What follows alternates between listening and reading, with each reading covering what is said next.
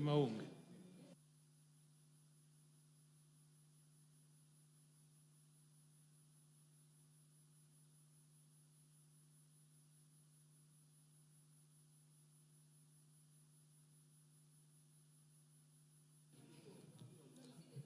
Order, members, where are the whips?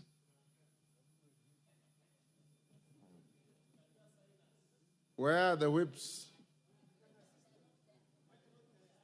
Yes.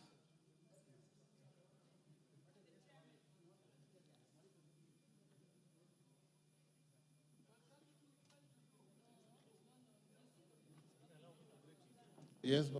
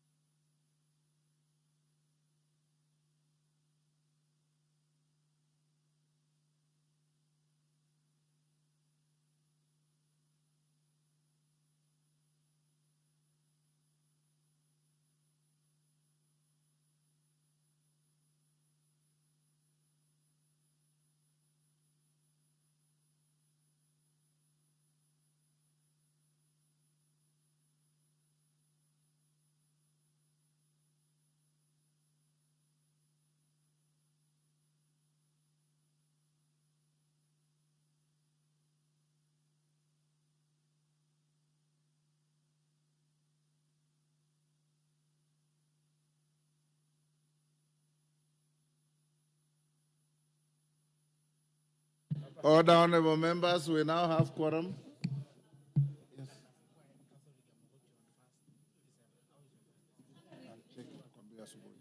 Order number 1, administration of oath. Order number 2, communication from the chair. Order number 3, messages. Members on their feet, take your seats.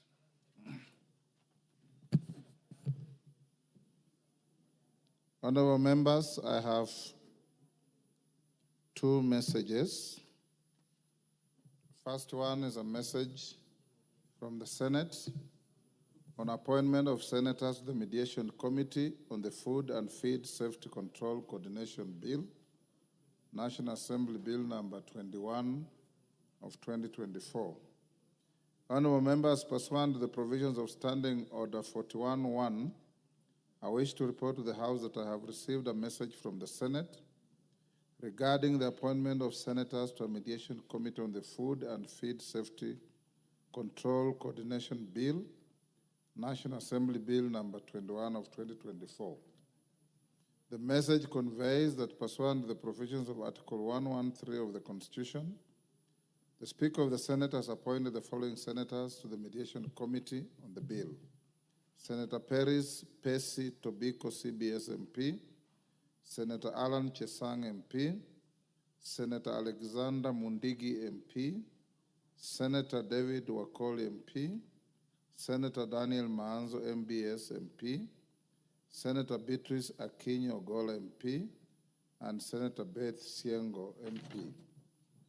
Honorable members, you will recall that on 18th October 2024, the House rejected part of the Senate amendments to the Food and Feed Safety Control Coordination Bill 2024, thereby committing the bill to a mediation committee in accordance with the provisions of Article 112(2)(b) of the Constitution.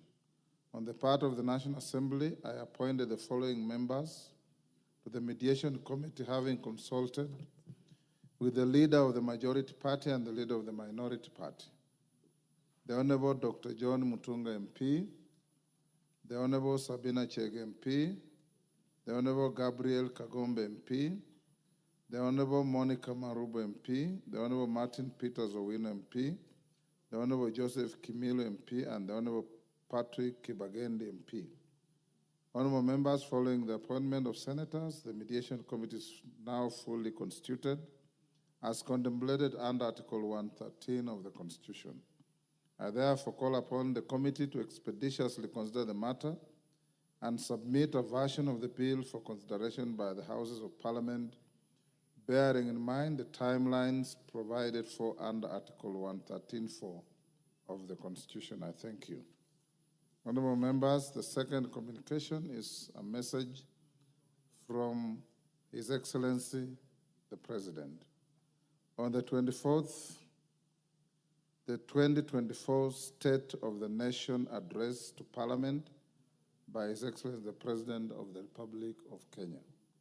Honorable members, Standing Order 42.1 relating to messages from the President provides that the Speaker shall read to the House any message from the President delivered to the Speaker for communication to the House. In this regard, I wish to inform the House that I received a message from His Excellency the President conveying that he intends to deliver the 2024 State of the Nation address to Parliament pursuant to Article 132.1 of the Constitution on Thursday, 21st November 2024.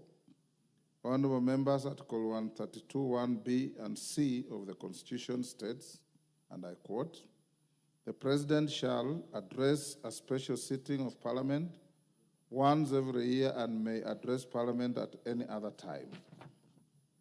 And once every year, report in an address to the nation on all the measures taken and the progress achieved in the realization of the national values referred to in Article 10. Publish in the Kenya Gazette the details of the measures and progress under subparagraph 1. Submit a report for the debate to the National Assembly on the progress made in fulfilling the international obligations of the Republic.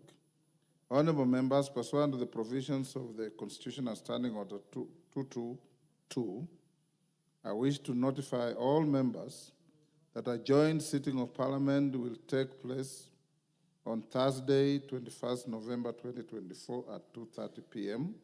in the National Assembly main chamber, Parliament buildings. I'm aware that the offices of the clerks of the Houses of Parliament have since commenced preparations for the day. I now direct the clerk to ensure the notification of the joint sitting is published in the Kenya Gazette for the information of members of the House and the general public. Thank you. Yes,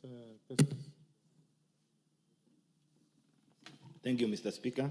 I rise pursuant to Standing Order number 87 to inquire through you, Chair, that how comes that this House... Which chair? Through you, Mr. Speaker, that how come Mr. Chairs of the House leadership, part of the minority and the majority are empty. It is only last week that we had a serious discussion on the absenteeism of chairmen of committees and leadership, and a proposal was made on disciplinary mechanism to be undertaken. I would want to inquire what action shall be taken against the House leadership from both ends. Honorable Barashina was patched, but today he's here and he's been here. And the person who was calling on him, on his absenteeism, is not here, Mr. Speaker. How can this House proceed? What is this that makes the leadership to lack the desire to be here, that we want to condemn the members when they don't come here? Now we are struggling to call on the quorum, and the leadership who would have contributed to the quorum are absent in the House, Mr. Speaker. I stand guided on this particular question. Yes, KJ? Mr. Speaker, I know the bashing of leadership and chairmen has become very popular. It is only a request from one of the chairs of committees that let this condemnation not be a blanket condemnation. There are chairs who are diligently, judicially, and and faithfully ever in the House, Not including judicially. the Honorable Chair for the JLAC Committee, the Honorable Chair for Social Protection, yours truly, the Chair of Communication, Information and Innovation, the Chair, Wanjiko Mohia, for Integration. They are normally in the House dutifully, all the way to the close of business. So as the condemnation of chairs becomes so popular in this House, kindly let it not be a blanket condemnation. Thank you very much, Mr. Chair. And the Chair for Transport, once in a while. And KJ, the correct English is judiciously, not judicially. Judiciously. Yes, Oundo. Speaker, I know I might not be qualified to offer you any advice or any counsel, but where I come from, we know we are fishermen. We always say the small fish can actually advise the big fish. And we also say, Honorable Speaker, where we come from, that when you feed the guinea fowl, don't forget the chicken. The guinea fowl can fly away, the chicken will always remain. There are members in this House, Honorable Speaker, who come here at 2:15, and they leave at exactly 7 when the House rises. I confirm that you are one of them. And when the few people who come only to undertake national duties, when they are here, they are given first preference to talk, and those who toil and sit here and caring unflinchingly in order to give honor to the August House are ignored and ignored badly. So I just wanted to, I know I don't deserve to advise you, but remember the saying that whatever you give the guinea fowl, do not deny the chicken. Thank you, Honorable Speaker. Honorable Oundo, on the first, you are correct. On the second, you are wrong. No member is ignored. And if you are using yourself as an example, you have opportunities to speak here more than any average member. You speak more than any average member. Yes. Let's go on. For cases member, the leaders are your leaders. And in case you have any grievance, you tell them. You inform them that you are not happy. I used to see a rule in some office that read, rule number 1, the boss is always right. Rule number 2, in case of any doubt, refer to rule 1.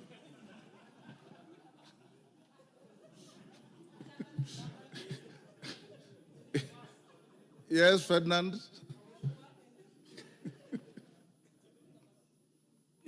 No, I don't want to talk about that. Mr. Speaker, sir, I think that what my colleague has just mentioned is I'm always here. And it's very, very disappointing. We actually representative of the people. And the chairman, apart from a few of them, are never in the House. So, and of course, most of these things go through our chairman. So I think it has to come from the chair, from the speaker's position, to warn the chairs of various committees to be here present and deliver some of these things, because we are getting very embarrassed. And I know we are actually live on the TV, and you find that the chairmen of various committees are not in the House. Speaker, do something about it. Thank you. I think let's go on, honorable members. Next order. Yes, yes, Melly.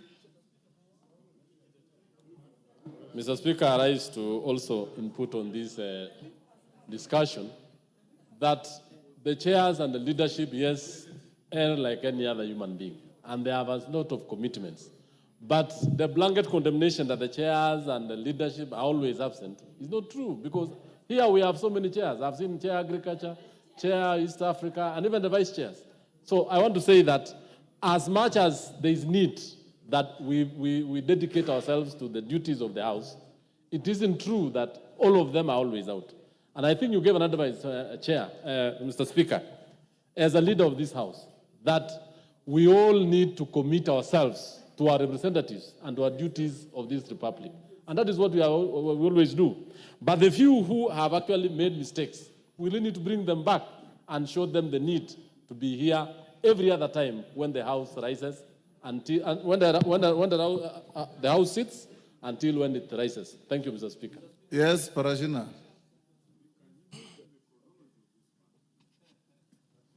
Yes, next to you. Oh, okay, thank you, Speaker, for giving me this opportunity. I'm so much grateful.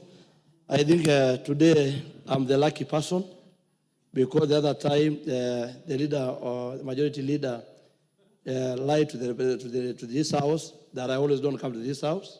I always come, and I always make my good comments and contribution.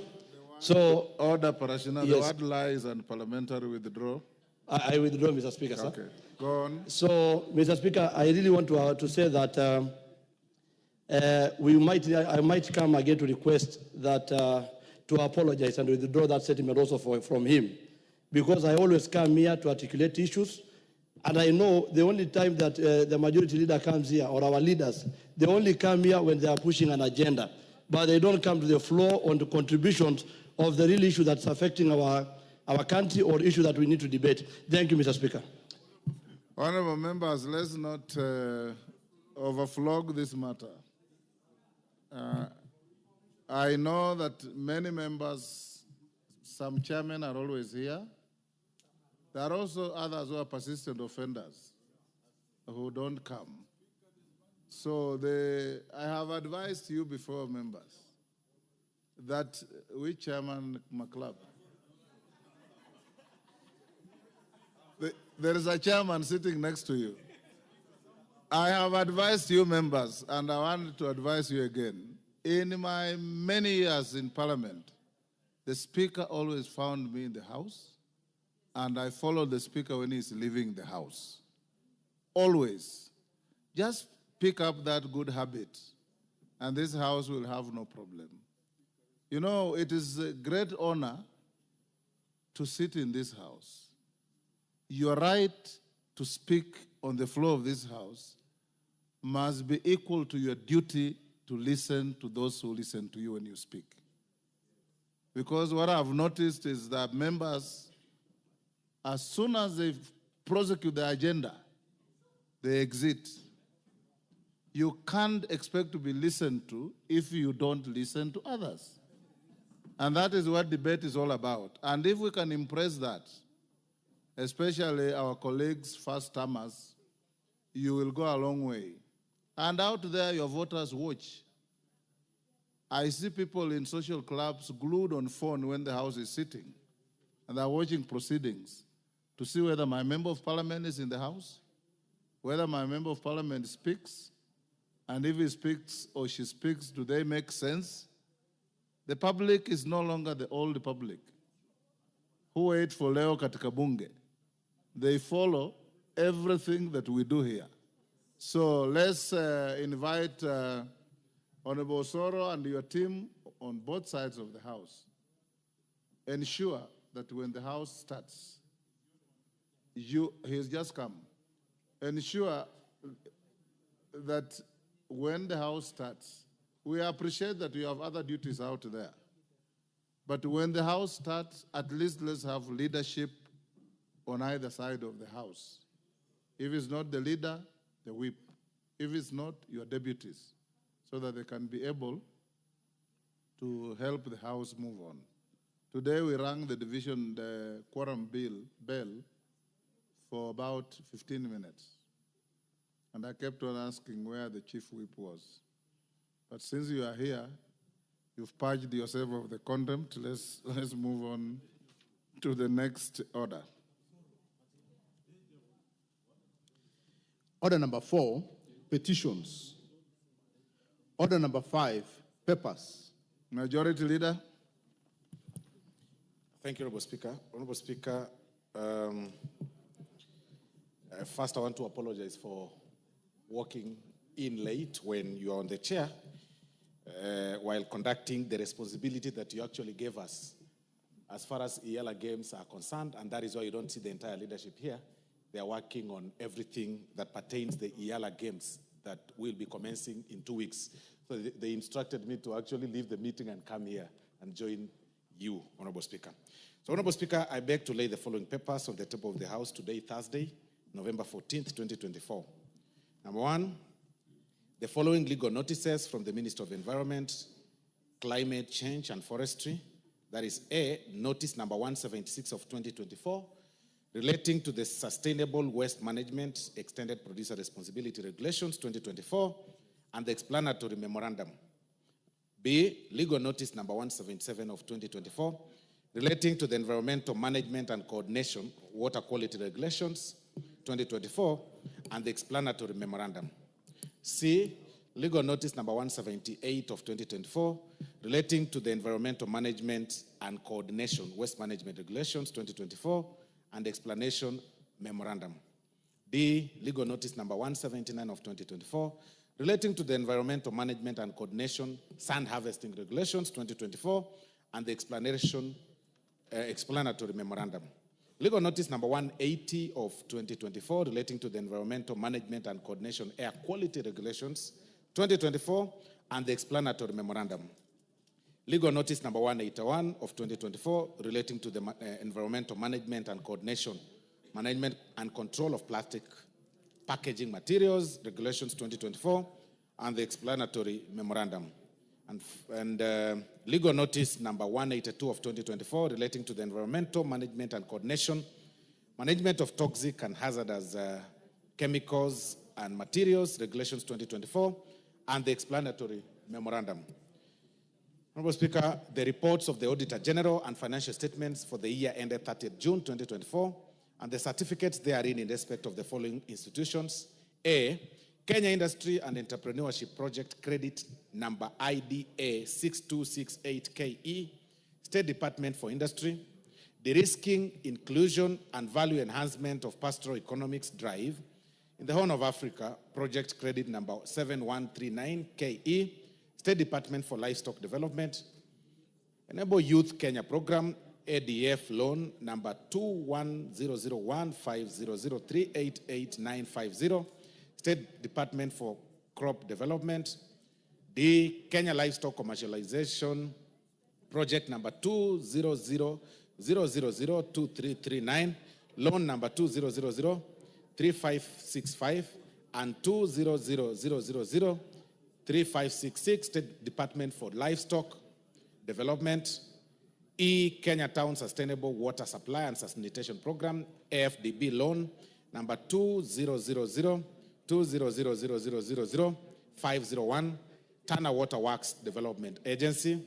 Nairobi Ring Transmission Line Project, AFD Credit Number CKE 106801N, AFD Credit Number CKE 6012.01, AFD Credit Number CKE 103001B, EIB Credit Number 25.367KE, and GOK, Kenya Electricity Transmission Company Limited, and de-risking, inclusion and value enhancement of pastoral economics drive in the Horn of Africa, Credit Number 7139KE, Kenya Development Corporation. I beg to lay, Honorable Speaker. Thank you.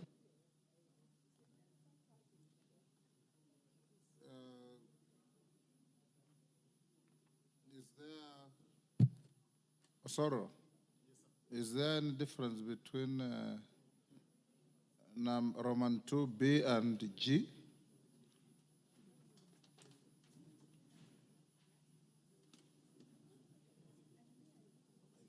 For the record, it appears to be one and the same. Roman 2, B and G.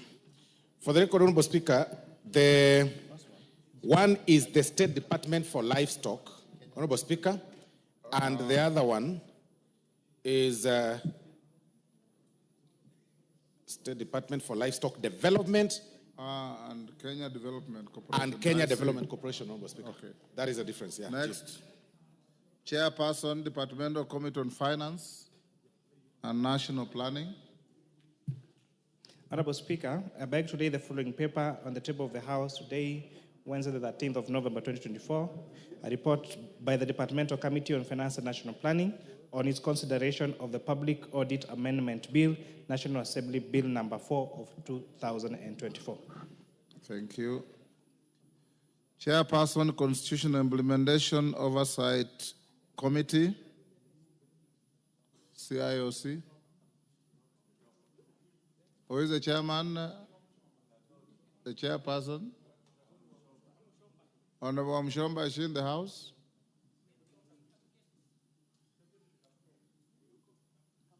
Where is the Vice Chair? Is Kamket here? Yes. Yes, CNN. Are you a member of the committee? Yes, Speaker, I can confirm I'm a member of this committee. Do you have the paper to lay? No. Just wanted to tell you I will inform them to be in the house in time. Next order. Order number 6, notices of motion. Order number 7, questions and statements. Member for Bura. Yakuba Ado. Thank you, Honorable Speaker, for giving me this opportunity. Request for a statement regarding the impact of road works by the Kenyan National Highway Authority, KENHA, at Konapunda area along the Mororo Nairobi Highway in Bura constituency.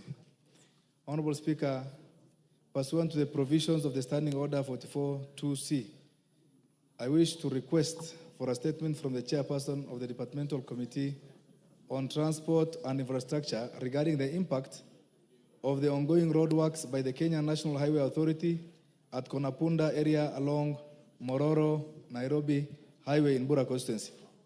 Honorable Speaker, early this year, the country experienced heavy rains. Although the rains were a blessing following the devastating drought that was witnessed in the preceding year, the rains also caused adverse effects in Bura constituency, among other constituencies in Kenya. In Bura constituency, River Tana burst its banks changed its course and traversed Mororo town, which was affected by the heavy flooding.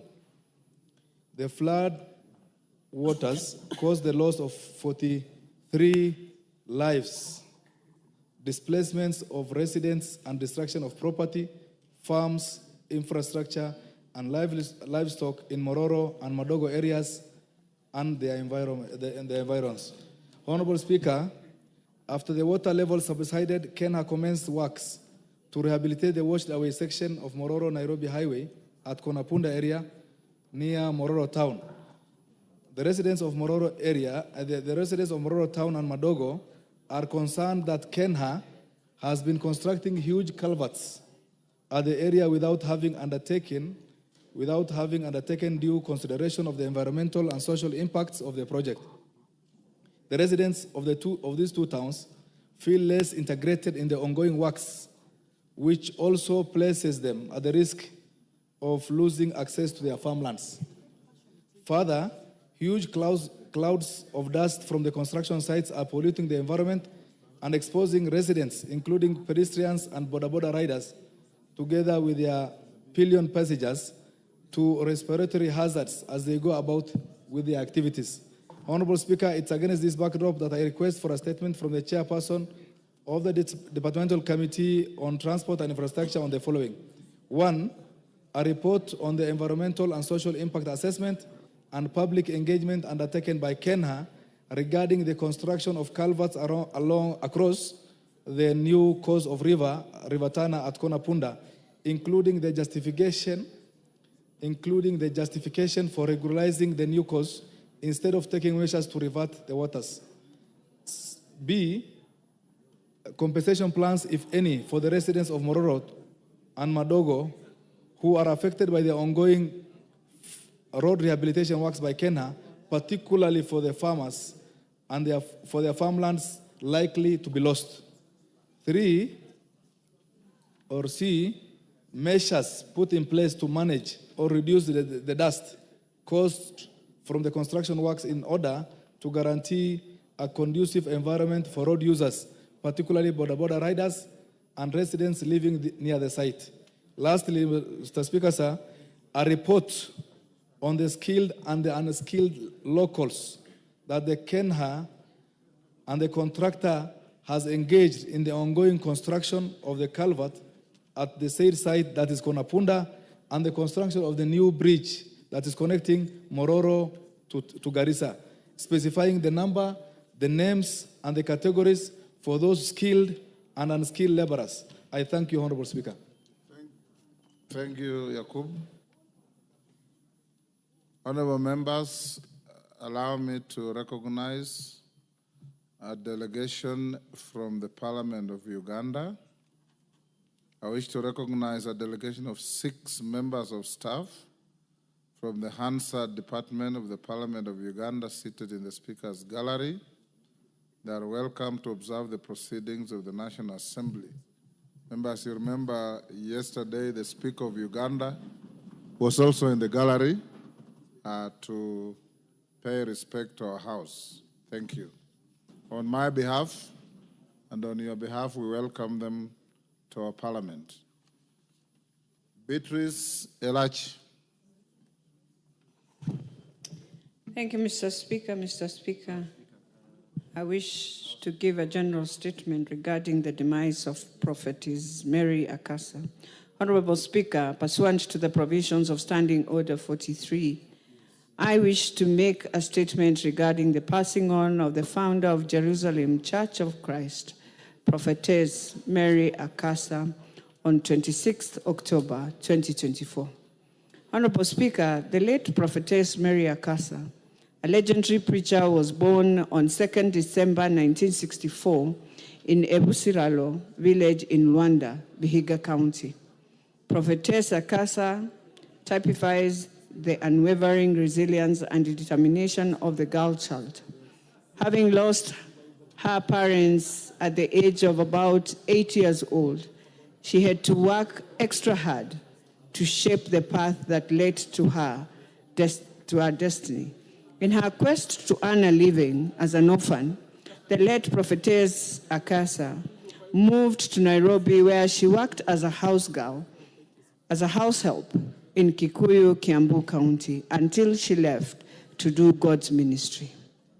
Her journey as a prophetess began in Muslim area, presently Kabiro Ward in Nairobi County, where she founded the Jerusalem Church of Christ and was the first to ever bring us a person who she called Jesus.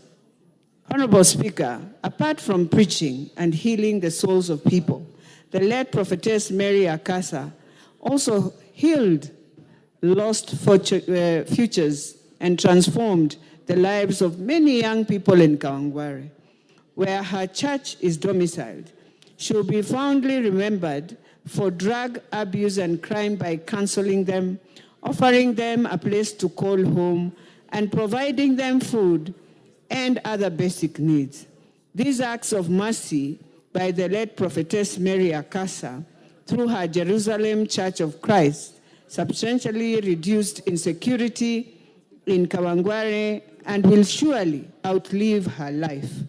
The departed prophetess will also be remembered for her unique approach that blended Christianity with African traditional spirituality, characterized by vibrant music, drumming, chanting, and spirited faith healing. She will also be celebrated for her strict enforcement of Christian values, including punctuality. The no-nonsense late prophetess never tolerated lateness for church services and had no patience for congregants who came late to her church. Honorable Speaker, as the late Prophetess Mary Akasa will be laid to rest on 16th November 2024, she can be celebrated as a woman who contributed immensely to the growth of the African evangelical movement in Kenya. I take this early opportunity to condole with the family and friends of the late Prophetess Mary Akasa and the Christian fraternity for the loss of this extraordinary servant of God. May her soul rest in peace. I thank you, Honorable Speaker. Yes, KJ. 1 minute. Mr. Speaker, I thank you. I also want to thank my twin MP, Member of Parliament for Dagoretti North, for honoring the late Mary Akasa with this eulogy and presenting it to the House of Parliament so that we can communicate it to the world that a great Kenyan has gone to go with the Lord. Mr. Speaker, the prophetess Mary Akasa is not an ordinary person. She was a person of great exploits, rising from a hustler to become one of the biggest household names in Kenya. And Mr. Speaker, I've got to say that while her style of evangelizing might not have been your usual, it would have been curious in the way she approached it. I remember as a young person being told of a story of Jesus Christ coming to Kawangware and departing Kawangware in a Peugeot 504, Mr. Speaker. And you know very well that's not true. Yes, yes. Yes, Osoro. Thank you very much, Honorable Speaker. Honorable Speaker, I also want to join the Honorable Beatrice in mourning with the people and the Christian fraternity for the loss of prophetess Mary Akatsa. Honorable Speaker, my family has got so many children named Mary Akatsa. My family has got so many children named Ishmael. My family has got so many children named Lona, because Lona happened to be the mother of Mary Akatsa, and Ishmael happened to be the father of Mary Akatsa. Honorable Speaker, I was a young man, a young boy, when I never knew then, but I was a young boy when Mary Akatsa, and I had attended that service as a very young boy, when Mary Akatsa told us that Jesus Christ had visited us in church, Honorable Speaker. I was a young boy, and I must confess that I believed her then, because I believed that I had seen Jesus with my naked eyes, with my very own naked eyes, Honorable Speaker. Later, I got to realize that it was the passion of Christianity that she had in her that pulled her and pushed her to even create a Jesus by herself. And I believe now she's met the real Jesus, even as she rests. May her soul rest in eternal peace. Thank you very much. Thank you. Walter Wino. Thank you, Mr. Speaker, for the opportunity. This is a request for a statement regarding revival of South Nyanza Sugar Company, Sony, and other state-owned sugar mills. Honorable Speaker, pursuant to the provisions of Standing Order 44.2c, I wish to request for a statement from the chairperson of the Departmental Committee on Agriculture and Livestock regarding rehabilitation and revival of Sony and other sugar companies in the country. Honorable Speaker, there are 16 sugar mills in the country with a total processing capacity of 51,450 metric tons of cane per day. However, the current capacity utilization for most mills is estimated to be 56%, which is attributable to old machinery, poor factory equipment maintenance, fluctuating supply of cane, and inappropriate processing technology. Most state-owned sugar mills are operating old and inefficient machinery, limiting sugar production to about 700,241 metric tons against a domestic demand of about 1,100,000 metric tons a year. Bridging the deficit through importation from Comesa region and the international market is hurting profitability of ailing local sugar millers. Honorable Speaker, notably, the cost of sugar production, especially by the state-owned mills, is comparatively high due to inefficiencies along the value chain, inadequate maintenance of factory machinery and equipment, low sugar recovery as a result of poor cane quality, inappropriate processing technologies, and low skill competencies. To mitigate these hindrances, it is necessary for the government to implement its pledge of rehabilitation and revival of Sony and other state-owned companies in the country so as to enhance sugarcane availability, sugarcane supply, and the debottlenecking, as well as process automation of the plants to operate at its optimal levels. Honorable Speaker, it is against this background that I request for a statement from the chairperson of Departmental Committee on Agriculture and Livestock on the following. A, an outline of the plans in place by the ministry to urgently procure new crushing equipment for Sony Sugar Company to replace the old one, which was acquired in 1979 and now requires Kenya shillings 400 million for maintenance to keep in operating. B, to the immediate and long-term strategic strategies the government plans to implement to curb the frequent equipment breakdown, which impacts heavily on the company's output and results in low production and low morale among workers and farmers. C, the reasons why there has been a delay in paying the outstanding salary arrears of Kenya shillings 800 million for the Sony Sugar Company workers who in the past have endured various economic hardships and poor working conditions at the factory. D, a comprehensive report on the status of sourcing a strategic partner to invest in restoration of the company to profitability, hence improving the welfare of smallholder sugarcane farmers and employees of the Sony Sugar Company. I thank you, Honorable Speaker. Thank you, Owino. Your statement is committed to the Committee on Agriculture. Bring a response in 2 weeks before we break. The statement requested by Honorable Yakub goes to Rhodes, GK. You bring the response in 2 weeks. I will do so, Thank Mr. you. Speaker. Before we go to responses, Honorable Mchomba, I called out, you are not here. We go back to order number 5. Are you ready to? Why aren't you ready?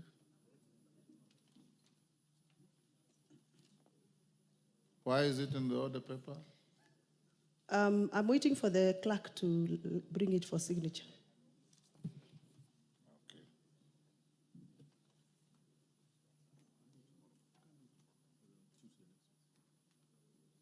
Right, we go back to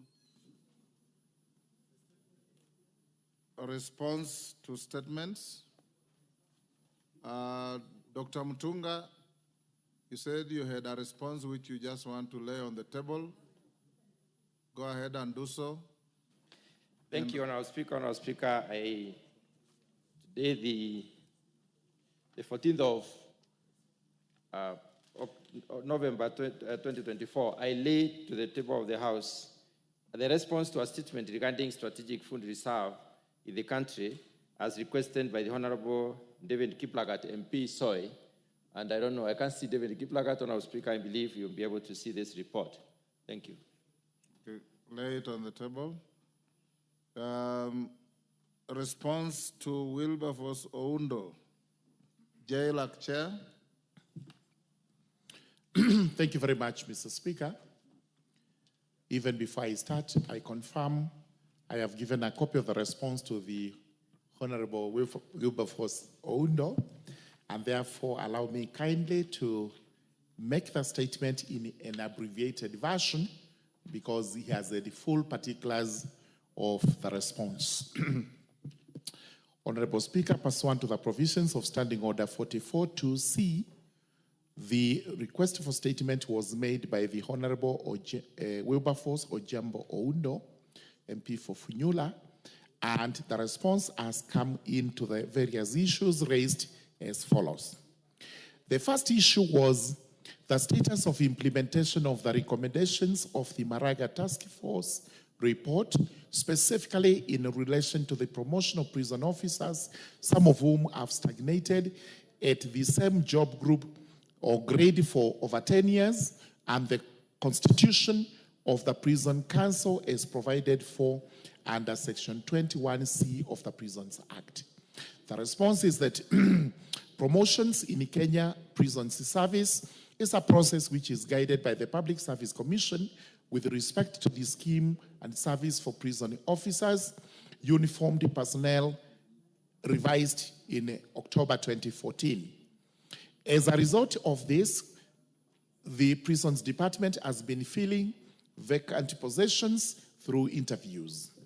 And as a result of that filling, the correct position as we speak today is that we have 2 Deputy Commissioner General, 8 Senior Assistant Commissioner General of Prisons, 10 Assistant Commissioner General of Prisons, 114 Commissioner of Prisons, 311 Senior Superintendent of Prisons, 168 Superintendent of Prisons, Assistant Superintendent of Prisons are 0, while Chief Inspector of Prisons is 122, Inspector of Prisons is 862, Senior Sergeant in Prisons is 399, while sergeants are 1,487 and corporals are 2,754. Appointment of Commissioner General is that this is settled now because we have had the appointment of Mr. Patrick M. Arando by His Excellency the President implemented on the 12th of July 2024. As regards the review of the establishment, as part of the broader and sustainable approach in addressing stagnation, the service conducted a comprehensive review of the authorized staff establishment of 37,868 uniformed officers, as a result of which these promotions were made. As regards career guidelines for uniformed prison officers, we confirm that the service is in the process of developing career guidelines which will establish clear entry and exit pathways for officers enlisted as general duty personnel, as well as those enlisted as professionals, technicians, and artisans. As regards issue number 2, any plans to provide decent housing for prison officers under the affordable housing program, and if so, the status of these arrangements, we confirm that the Kenya Prison Services has actually consulted the State Department for Housing and Urban Development for consideration in the provision of the houses under the affordable housing program. And as a result of this consultation, a program is being developed for a minimum of 5,000 houses or units within a 3-year under that particular program. As a result of which now, the Kenya Prison Services would be proposing for continuation of the National Police Service housing scheme to be continued to complement the above programs. As regards issue number 3, the status of harmonization of terms of service, including salaries for all officers under the various services, specifically between the National Police Service and the Kenya Prisons Service, to ensure parity and fairness in remuneration and working conditions. This was recommended by the Maraga Task Force, and we confirm that the prison officers' salaries are paid based on the salary structure approved by the Public Service Commission and the Salaries and Remuneration Commission. But we also confirm that having received the recommendation by the Maraga Task Force for the harmonization specifically for grades that have similar entry qualifications between the two services, the Kenya Prisons Service has established a task force to harmonize the salaries, and this is in progress, especially after the last review was effected. To confirm that the difference today, as we speak, between members of the National Police Service have only an extra 2,000 shillings higher than the members of the prison service. But the technical team, which constitutes of the Cabinet Secretary, National Treasury, the Cabinet Secretary, Minister of Interior, and the coordination of national government, and the representatives from the National Police Service and the Administration Police and the Prisons Service, is actually working on this jointly to ensure that the salaries are harmonized and there is no difference between the lower kanda and the higher kanda in the services programs in the country. That basically is the response. If that is your abbreviated statement, how was the main statement? It would have taken me double the time I've taken, because I've just tried to abbreviate it. I would have read it longer than I have done. Oh, no. Thank you very much. Thank you. Thank you, Honorable Speaker. As much as I appreciate the challenges and the difficulties which my friend Sir George has gone through to read a statement that has cleverly skirted around the issues at hand, but I can't take a blame. I cannot directly blame him because it's just a messenger. And where we come from, you don't slaughter the messenger. You send the messenger back with the message to refill up the missing gaps. Honorable Speaker, first of all, the statement has got so many promises, yet with no specific timelines. It leaves the question to beg, will yet anything happen? For example, the service actively in consultation with the Public Service Commission to fast-track the process of facilitate feedback. When that will come, only God, the Almighty God knows. The final report on career guidelines will be submitted to the Public Service Commission for approval. Nobody knows when that will happen. Prisons Council, no mention at all. When will it be formed as proposed in the Maraga and Masden Madoka's report? Again, Honorable Speaker, about housing. And Honorable Speaker, many of us who have attended, who have even visited any prison in this country, will sympathize and empathize and feel sorry for the poor state of housing of prison officers. It was even bad for the prisoners until Uncle Moody came in and said prisoners also are human beings. They deserve to enjoy some basic human rights. So, Honorable Speaker, again, it is very general. No specific timelines, no program given. I know, Speaker, I want to lead somewhere. I'm going to lead him somewhere. You're taking a very long route. Yeah, but allow me to lead, because, Honorable Speaker, the prison service plays an extremely important role. What you should do, Honorable Undo, the statement has been given by the chair. He says he gave you an advance copy. So seek a clarification. What you are doing is now this is what debating and disputing. No, this is what I want him to do, Honorable Speaker. Yes. Two things. Number one, please go back to the sender to give you the timelines in implementing the promises they have given, or the undertakings, or the statement that are made here, timelines. Second, Honorable Speaker, there's a very fundamental issue, and I think Sir George noticed the absurdity of it and tried to be clever, but I already knew. Honorable Speaker, the joint technical team that has been formed to harmonize the salaries does not excluded the prison service. And this is what it says. The prison service was not represented in the technical team. So when they were setting, risk allowances or service allowances, they had nobody to represent them. They had nobody to talk to them. That's why their allowances were set much, much lower than in all other disciplined services. And it's the right. To this end, the prison service has written to the Principal Secretary for Correction Services, seeking intervention in the resolution of this matter. They are all armed services. So I just all ask, you want is to know whether there will be an addendum to the reports yes, to include the prison service. Yes, number one, when the promises made here, when are going to be implemented?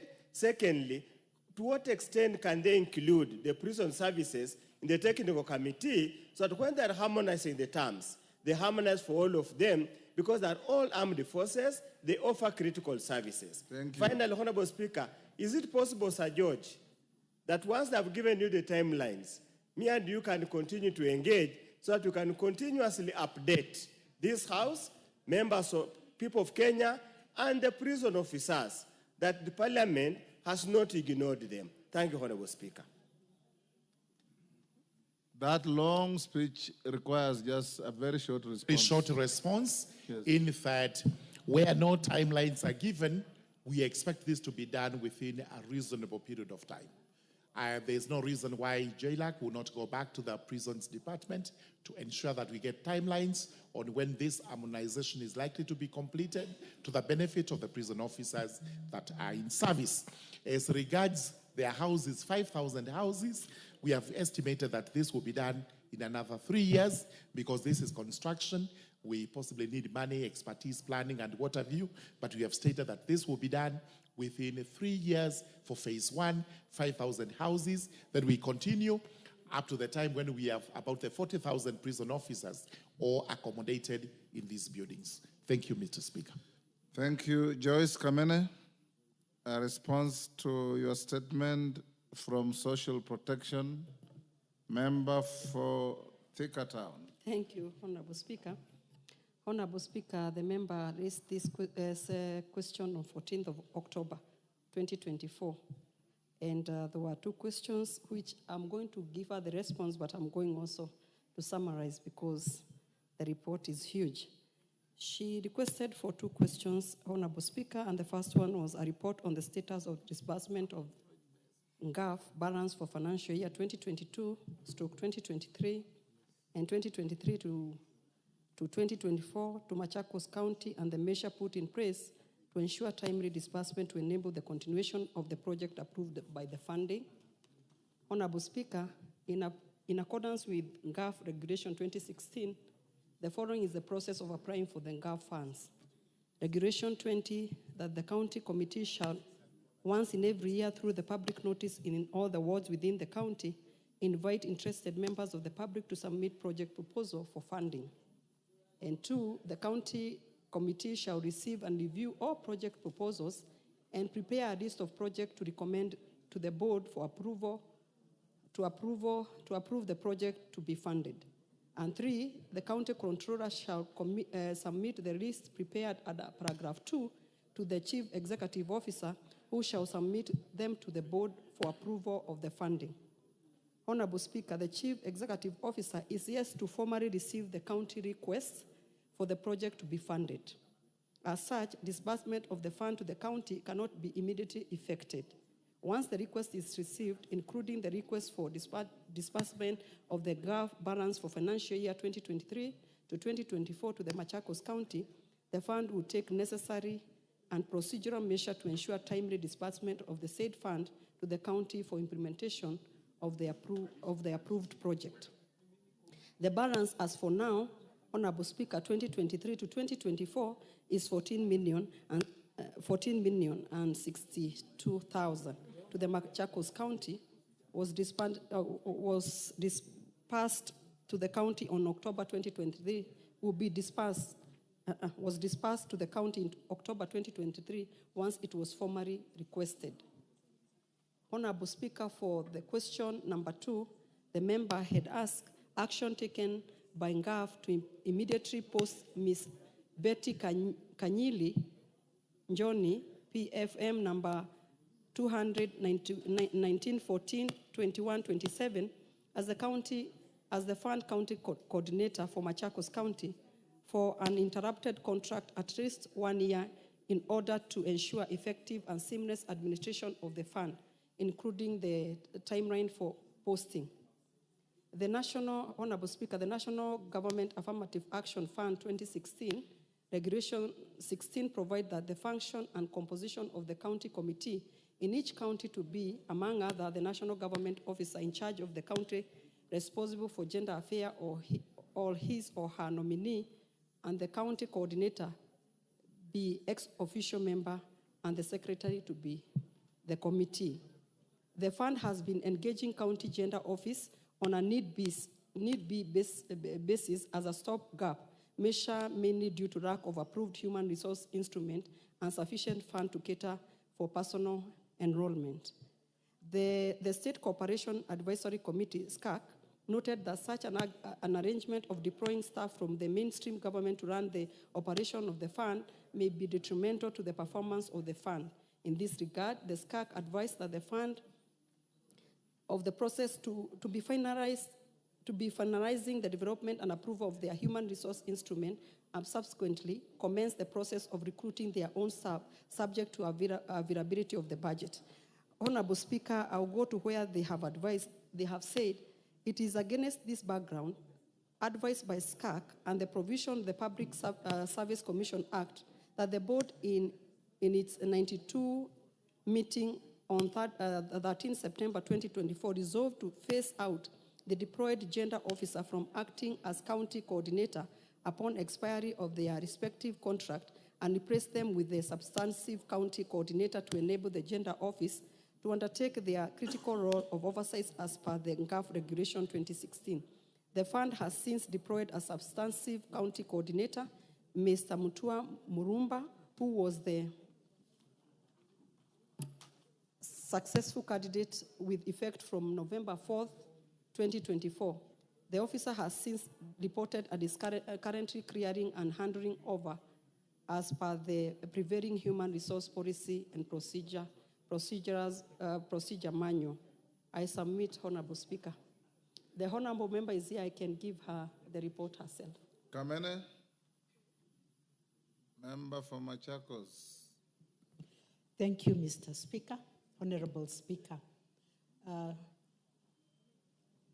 She has given the report. Thank you, Chair, for the report. But there are a few issues because there have been some changes. Let me say I appreciate the PS, Madam Anne, because she intervened on this issue of the coordinator. And Madam Betty, our contract has been renewed. The issue of funds. You cannot just give us a blanket figure of 14 million. I want full records of the county projects, the value addition, because all those have different votes. Your Nini is talking about some 14 million. And our books are showing approved projects that have not, that the money is lying with GAF is 24 million.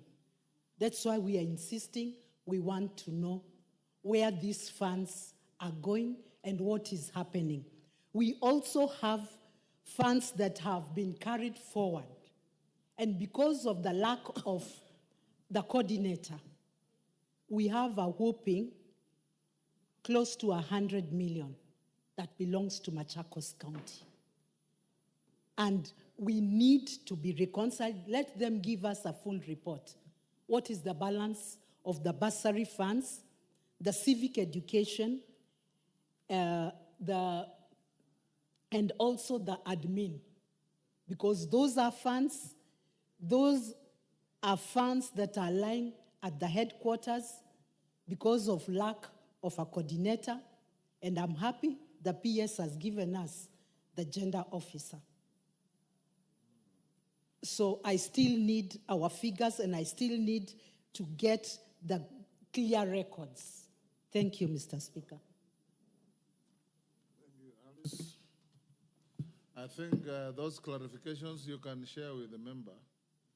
Thank you, Honorable Speaker. I can share with the members the problem that they had the Machakos County is because they did not have a coordinator, Honorable Speaker, but we have seen from 4th of this month, 4th November, now they have a new coordinator, Mr. Murumba. We are going now to look into the matter because he will be able now to coordinate the county, and we know how much money has not been dispersed for Machakos County. Thank you, Honorable. Sorry. Yes, Joyce Kamene.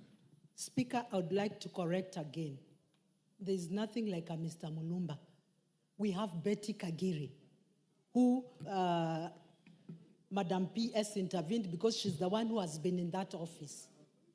And her contract has been extended. We are working with her. We are comfortably working with her. So I don't understand where the Mr. Mulumba is coming in from. Thank you. Yes, Russell, what's your point of order? Thank you very much, Honorable Speaker. Honorable Speaker, listening to the Chair of Protection, I think she is very clear and she has laid the message bare. But also, I must thank the questionnaire there. But what the questionnaire has been saying, she is in contact with the Principal Secretary. So it means, in depth, she may have more information than what the Chair is giving from the floor of the House. So for that reason, as opposed to really burdening the Chair, this will be resolved much more easily because the amount she is talking about of 100 million, That is actually money for that county for almost three financial years or close to that. So for that reason, as opposed to just ping pong on the floor of the House, this matter can be taken up by the honorable member with the support of the chair, with the ministry, to give maybe fundamental perspective on the question that is being asked. Thank you, Honorable Speaker. Chair of the committee, liaise with the member and then agree on those minor issues. Thank you, Honorable. Whether it's Murumba or whoever, it's neither here nor there. Okay, Honorable Speaker. Honorable Nolfason Barongo Pomachoge Barabu. Response to your statement by Transport and Infrastructure. GK, you ready? Yes, I am. Barongo is here. Go ahead. Thank you, Honorable Speaker. Allow me to give a precise response to a request made by Honorable Nofason Obadiah Barongo, Member of Parliament for Bomachoge Barabu constituency, which was requested on 9th October this year.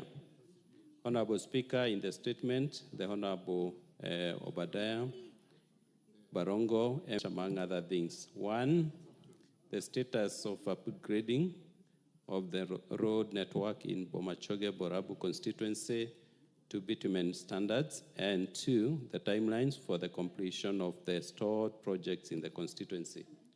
Honorable Speaker, the committee received a response from the Ministry of Roads and Transport through the Clerk of the National Assembly on 13th this month, which I now wish to make. Honorable Speaker, on the status of upgrading of the road network in Bomachoge Barabu constituency to be into the roads project 217. Honorable Speaker, with regards to the addition of the provisions due to exogenous factors, thus extracted amount, the ministry through KERA is currently reviewing so that shall allow the completion of the remainder of the works upon award. Once the appraisal is agreed upon, we project completion of the project by December 2025. Honorable Speaker, I submit. Barongo. Thank you, Honorable Speaker. And thank you, Chairman, for the response that you have given me. I would like to say that I'm not very happy with that response. And that is because of item number 6 and item number 7 on the response. I thank you because on item number 7, you have indicated that an incomplete box culvert disconnects along this road, rendering this road not motorable at all seasons. I wish to update you also that on item number 6, the existing box culvert has actually collapsed completely. And this has inconvenienced Mwananchi greatly because they are marooned away from essential services. Especially, Honorable Speaker, when it rains, it becomes very dangerous. Communities are prevented from accessing their homes completely. Chairman, I would like to notify you that the absence of these two box culverts on item number 6 and 7 on your statement is long overdue and is extremely urgent and needs to be dealt with. Thank you. GK, can you ensure that is done? Honorable Speaker, I want to believe that the member appreciates the good work that has been done by the road agency KERA to push your expectations to above 80%, and the remaining percentage will be dealt with soonest as indicated in this response. I think you have only about 7 kilometers, and the box culverts you have mentioned are within that remaining section. So, Honorable Speaker, I once again submit my response. Okay, thank you, Speaker. Yesterday we had a lot of questions towards the Cabinet Secretary for Road and Transport, but I needed to ask the Chair. Whenever the Cabinet Secretary for Roads comes here, you see many members wanted to ask questions because the response that the department is giving, totally sometimes we feel as members, they are not substantially, they are not giving guarantee. Mr. Speaker, the last 2 financial year, and I want the Chair to confirm, the State Department has spent over 400 billion on roads. And the question that we are asking, there are roads that have been left, which were started or in the program for the last 2 regime. But now you see the 400 billion, they have started new roads. And we wanted to understand what are the criteria.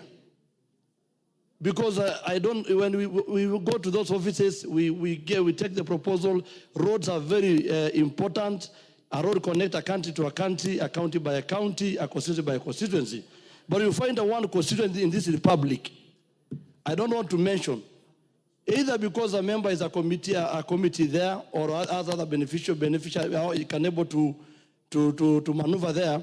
You find out that a road even is given to a church again as a church. Whereas we have areas in this country that there are no roads at all. So I want to ask the Chair, to ask the Chair through the Speaker, if possible, can we have a report on how you locate the roads, on how per constituency or per county, so that we don't have a certain area in this country doing more or benefiting or getting more allocation more than us because we don't know the criteria you are using. Yes, GK. Honorable Speaker, I do not know where the member has picked the figure 400 billion from. Looking at the budget that we passed 3 or so months ago, I did not see such a figure allocated to the Ministry for Roads. So that assertion is completely out of order in terms of figures. Yes, Parashina. I only said the last 2 financial years. Chair, don't run away. I know one constituency which has gotten 17 billion. And we can go Western or Nyanza or even Mombasa, and we find constituencies that have never even gotten 200 billion, not 200 million shilling. So don't take us round. You know the truth. The last financial year, 2022, 2023, 2023, 2024, a lot of money has been spent on roads. Yes, Nyamai. Well, Chair, thank you very much, Honorable Speaker. Well, I would like to just say that the Honorable Parashina has a point, Mr. Speaker. We would like to, with a lot of respect, ask the Chair for Roads that personally, I think there is a problem, Mr. Speaker. Because my own constituency, Kitui South, and Kitui County as a whole, got about 400 million. Kitui South has less than 100 million, Honorable Speaker, where there are Kera roads and there are highways to be repaired. And Mr. Speaker, I saw a constituency with 4 billion. It's worrying. It is something that this House must discuss. I do not know whether you are going to call us for a kamukunji or what you are going to do, because this is a budget-making institution. If this is a budget-making institution, Honorable Speaker, we are going to be in a lot of trouble with our constituents. Mr. Speaker, I got to know this because I took the trouble to analyze that document because I wanted to know how much has gone to every county.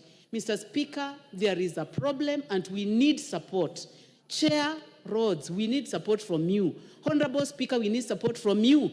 I also, as I was looking at Kitui, I had time to look at Bungoma, Honorable Speaker, and I say the picture is not good, Mr. Speaker. Yes, Mutunga. Honorable Speaker, when I stood here yesterday and spoke about Tigania West, some people laughed at me, some of the honorable members. Honorable Speaker, that is one constituency which has 9 kilometers of tarmac in total. I'm talking about Tisa in Kiswahili.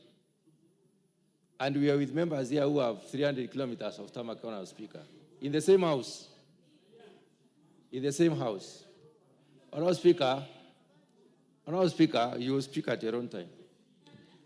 I have also submitted requests in all ways, in all possible ways. Honourable Speaker, we even have signboards of distinguished leaders in this country opening roads in that constituency. Honourable Speaker, there is something seriously wrong. Did you say this yesterday? I did say yes. You said this yesterday. Honourable Speaker, I'm just joining the what members I'll who are do- saying there is a problem in the road sector. We need Yes. needs to be looked into. GK, can you tell the House? Honorable Speaker, I know the CS was here yesterday to respond to issues raised by members, and he will be here in the next 2 weeks. He will be here to answer to all those questions. But I will insist that there is no 400 billion that has been allocated to the ministry, even in the last leave alone 2 years, even in the last three years. That figure is erroneous. Members, so that we don't belabor the point, I assured you yesterday that in 2 weeks, the Minister, CS Chirchir, will be back here on the same issue of roads. So let's make progress. Hold your horses. I'll give you all the time when he comes. Let's go back to order number 6, and allow Honorable Mchomba to table the report. Order number 5, Honorable Mchomba. Thank you, Mr. Speaker. I beg to lay the following Order, paper. Honorable Mchomba. The very least you can do is to apologize to the House for coming late, because I called you out twice. Thank you, Mr. Speaker. I wish to apologize for my absence in the morning, in the early afternoon, because I'm coming from my constituency. I had a forum. Mr. Speaker, if you look at the way I'm dressed, covered my head, because I had a forum with the women The of Speaker Mothers has Union. no knowledge of knowing how you dress when you go So, to Mr. functions. Speaker, I am dressed like the Mothers Union because I had joined them for a very, very special meeting for the Mothers Union of the ACK Church in my constituency. And being one of them, I had to attend and I had to fellowship with them. My apologies for lateness, but I am here, Mr. Speaker, to lay the following paper on the table of the House today, Wednesday, 13th November 2024. A report of the Constitution Implementation Oversight Committee on participation in the Parliamentary Intelligence Security Forum in Washington, D.C., United States of America, from 7th to 8th December 2023. Thank you, Mr. Speaker, Thank and once you. again, my sincere apologies. Thank you, Honorable Mchomba. Oku Kaunya. Is Meli in the house? Honorable Meli? Honorable Meli, Oku Kaunya has an issue on a statement that he says he requested to you and your committee. Go ahead, Honorable Kaunya. Thank you very much, Mr. Speaker, for giving me this opportunity. Mr. Speaker, on the 16th of October, a response to a statement had requested through the Departmental Committee of Education chairperson was given. In the response to the statement, where they demanded to know why the equipment for Chamasiri TVC had not been delivered and when, the timelines when it would be delivered, the chairperson of the Departmental Committee of Education, Mr. Speaker, assured this House that this equipment will be delivered before 5th of November and that by 5th of November, delivery and commissioning will be complete, and therefore the students of Chamasiri TVC will now utilize this for practical learning. Mr. Speaker, I want to bring to your attention that as of today, that equipment, the delivery, and of course the commissioning has not been done. And Mr. Speaker, I seek for your intervention to be able to guide on what should happen. But, Mr. Speaker, it appears that the CS for education is taking the role of this House, which is the oversight role, very lightly. Because if a statement is read before the House, indicating and confirming even the dates, and then it's not carried out, Mr. Speaker, I think the CS is taking this House for granted. And I would urge, Mr. Speaker, you give direction so that the chair of the departmental committee can be able to take the necessary action to have the equipment for Chamasiri TVC delivered and also explain really what is happening. Thank you, Mr. Speaker. Honorable Meli, do you have... Yes, Mr. Speaker, I don't have the answers at now, but you all know, Mr. Speaker, that chairs of committees do deliver information on behalf of the cabinet secretaries to this House. I will endeavor to really find out because it is going to be very bad.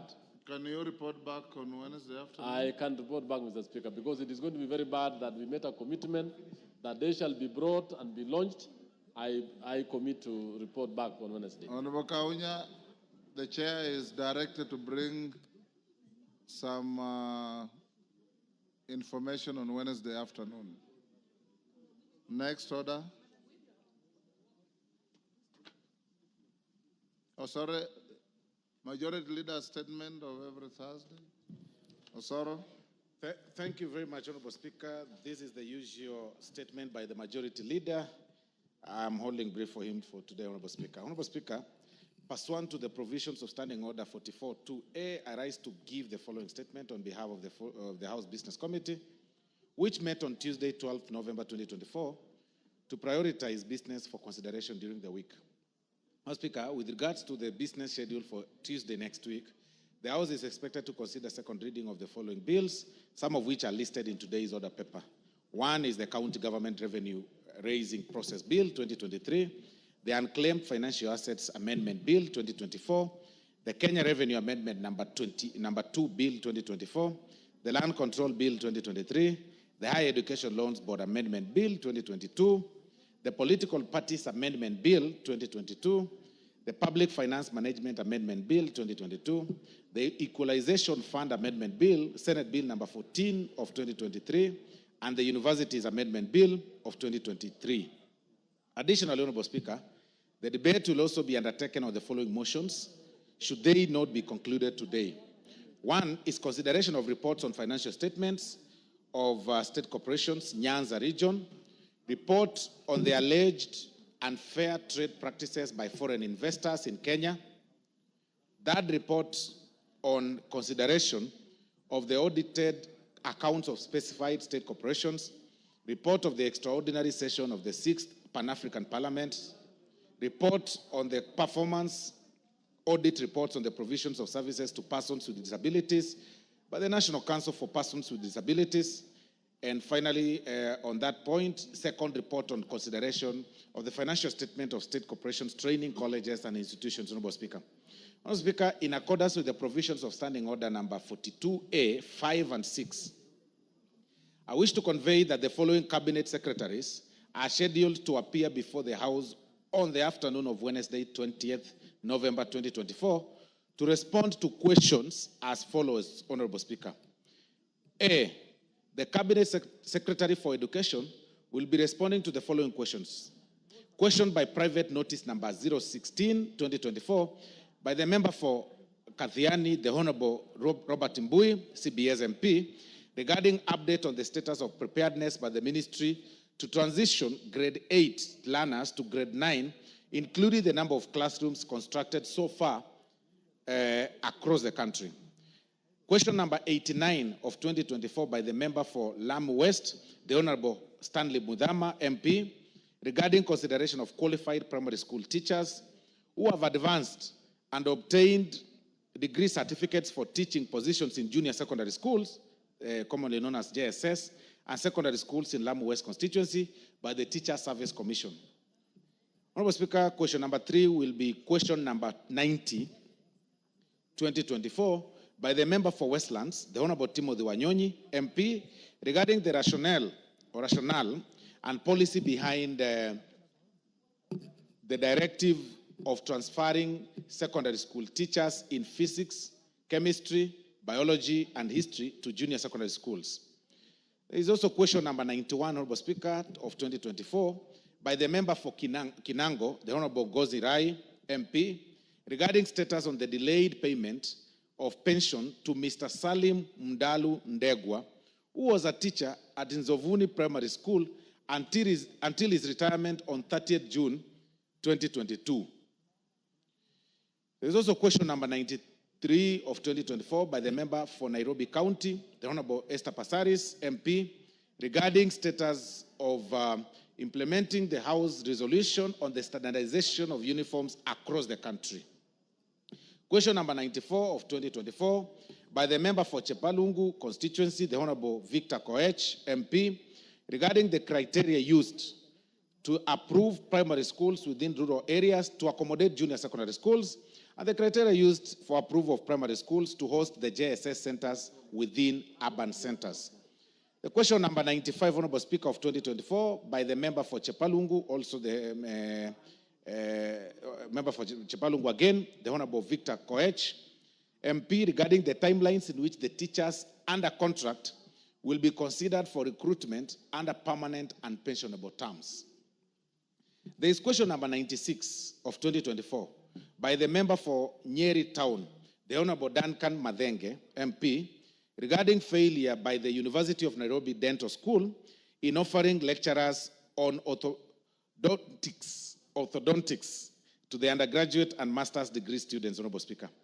Honorable Speaker, there is also question number 97 of 2024 by the member for Emuhaya constituency, the Honorable Mboko Milemba, MP, regarding the authorization for purposes of conducting fresh parent association elections in various counties and some counties in the country. Honorable Speaker, there is also question number 98 of 2024 by the member for Yatta, the Honorable Robert Basil, MP, regarding provisions of hardship allowance to technical vocational education and training tutors in Yatta constituency. Honorable Speaker.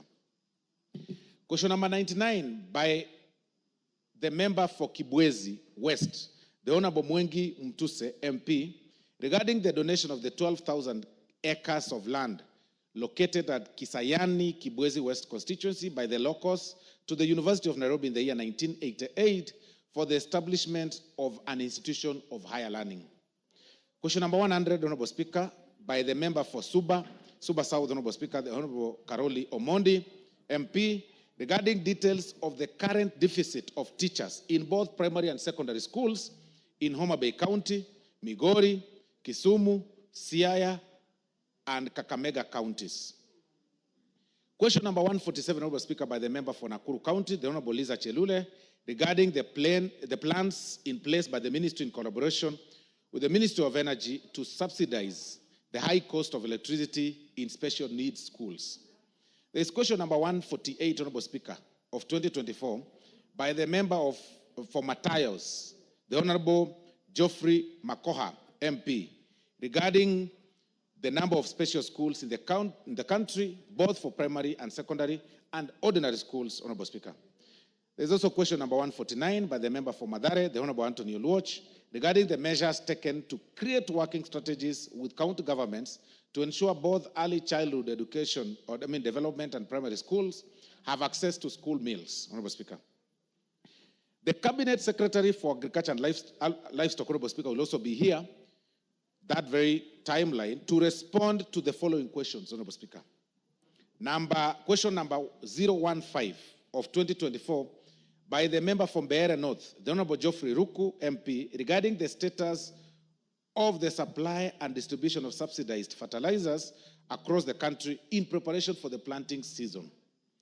Question number 27 of 2024 by the member for Machakos County, the Honorable Joyce Kamene, MP, regarding programs and policies the ministry has implemented to reduce importation of food to the country and ensure food self-sufficiency in the country. Honorable Speaker, there is also the question number 101 of 2024 by the member from Beere North, the Honorable Geoffrey Ruku, regarding reasons why Pest Control Products Board, the PCPB, has permitted the use of Roundup in the country, yet the herbicide has been banned in the Americas and Europe due to its scientifically proven carcinogenic effects, Honorable Speaker. There is also question number 102 of 2024 by the member for Chepalungu constituency, the Honorable Victor Koech, MP, regarding specific measures being undertaken to ensure that dairy farmers in Chepalungu constituency receive competitive prices for their dairy products. There is question number 103 of 2020 by the member for Gishugu constituency, the Honorable Robert Gishimu, MP, regarding the decline in macadamia nut prices and measures aimed at boosting prices for profitability for farmers. There is finally on questions, Honorable Speaker, question number 146 of 2024 by the member for Uasin Gishu County, the Honorable Gladys Bose Sholei, MGH, MP, regarding status of implementation of the recommendation of the National Assembly with regards to public petition number 70 of 2019, Honorable Speaker, on withdrawal of harmful chemical pesticides in the Kenyan market, Honorable Speaker.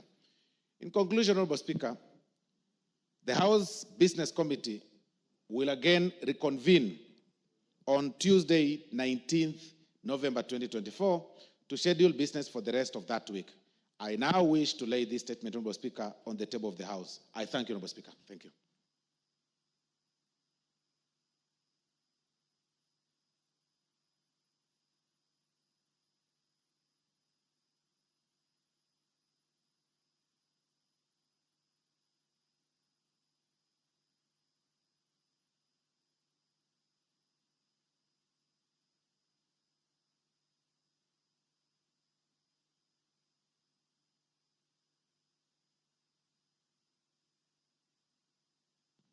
Thank you, Majority Whip.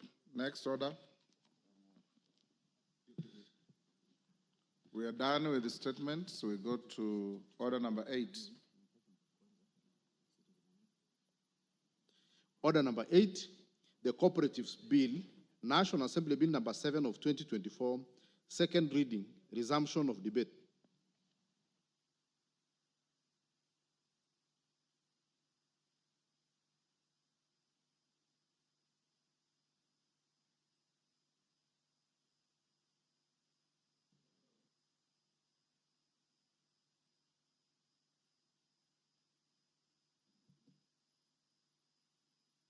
Timothy Toroitich, his balance of 6 minutes forfeited.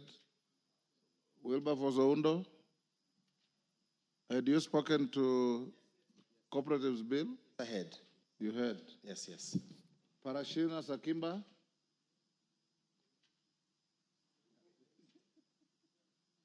John Kawanjiku? John Mutunga?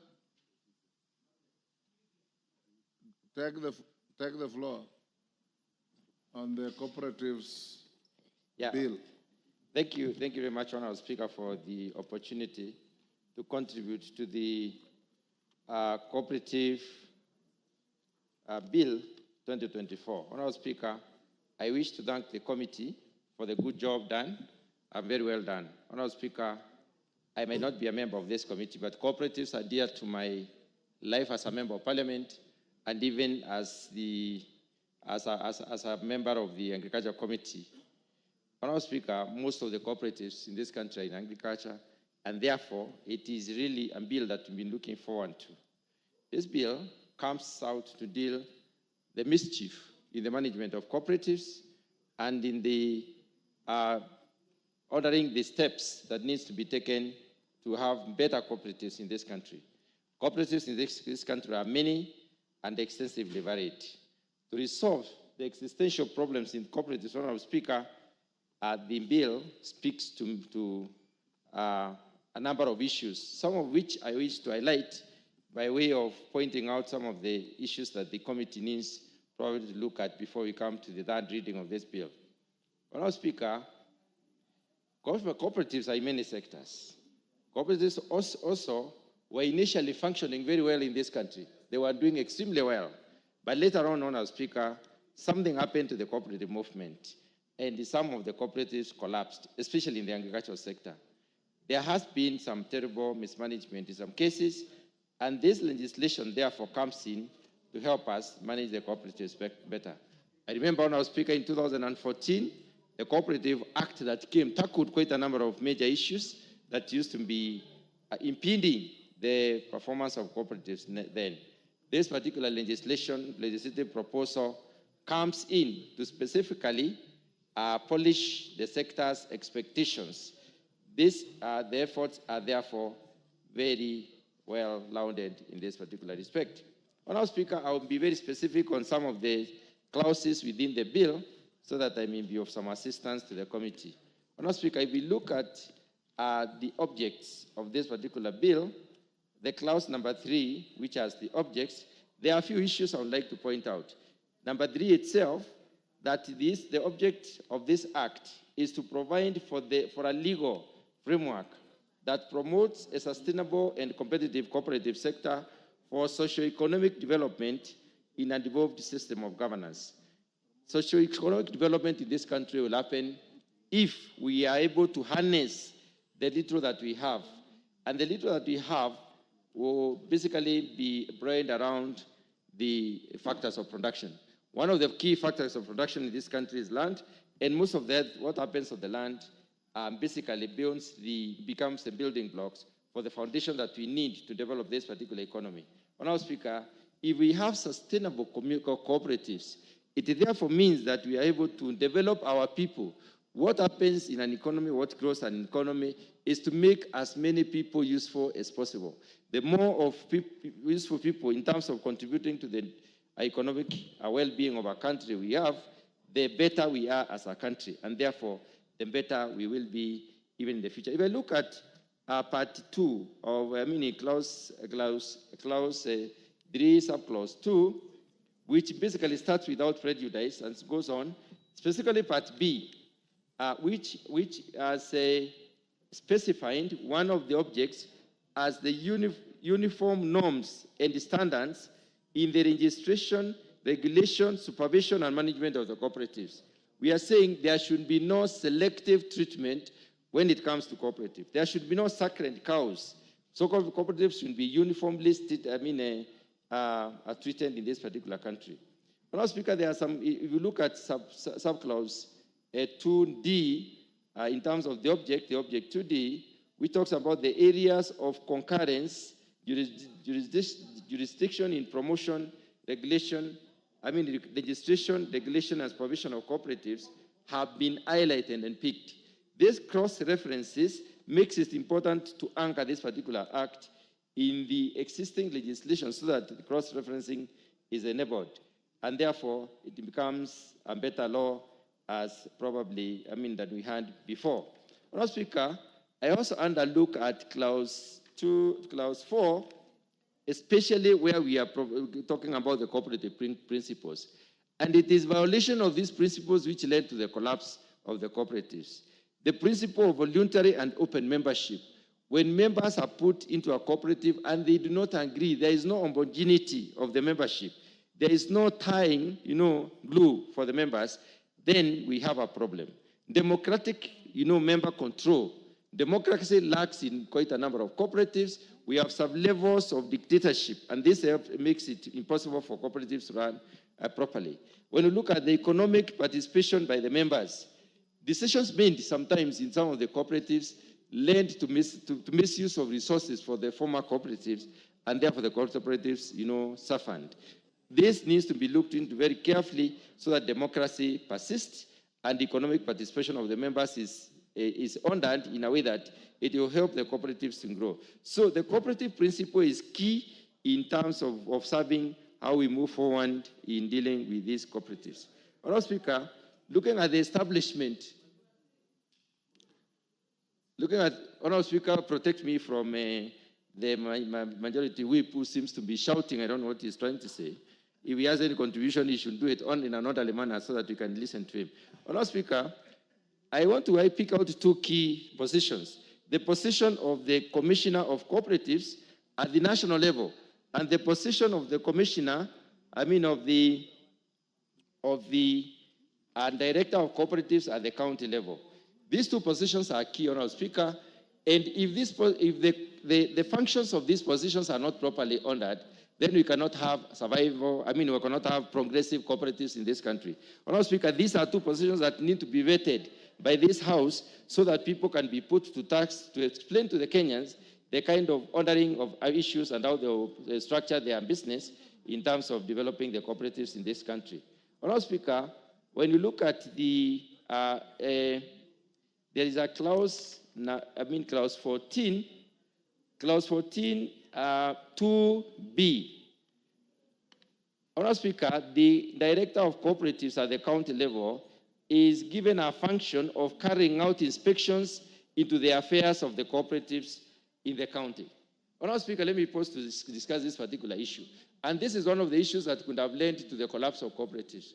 Honorable Speaker, when somebody is given the mandate or the power to inspect cooperatives, and that goes further to give them the leeway to take decisions, and especially decisions, these are decisions that lead to the development of those cooperatives. And such a person can revert or reverse such a decision by the leadership of the cooperatives. This is one of the problems that led to the collapse of the cooperatives. Because members of our cooperatives have developed their own strategy, they design their own way of doing business, and they make decisions. Once their decision is affected or changed by an individual who does not even belong to the cooperatives, then it makes the cooperative membership uncomfortable, and therefore it is possible that these cooperatives may not move on as probably expected. Honorable Speaker, I would like to also mention clause number 14. No, that is 14. Clause number 19. Clause number 19. When you look at clause number 19, we have the structure of different cooperatives. The primary cooperatives, the secondary cooperatives, the cooperative federations, and the apex. The fact that we have this tiered arrangement of cooperatives should completely link it. The honoring should not be be associated with the power to manage the issues of the cooperatives under. In other words, secondary cooperatives should not lord over primary cooperatives. The apex cooperative as union should not lord over the others which are below it. And therefore, it is important for us to take caution on that particular issue. Honorable Speaker, clause 25E, which speaks to the fact that one of the roles of the apex cooperative is to provide mechanism and framework for alternative dispute resolution for the cooperatives. I would like to suggest that, Honorable Speaker, by way of amendment, and probably the committee has looked at this particular issue, dispute resolution should not be in an institution. We should set an independent body to deal with disputes within the cooperatives so that we do not bring in mischief that probably would lead to problems.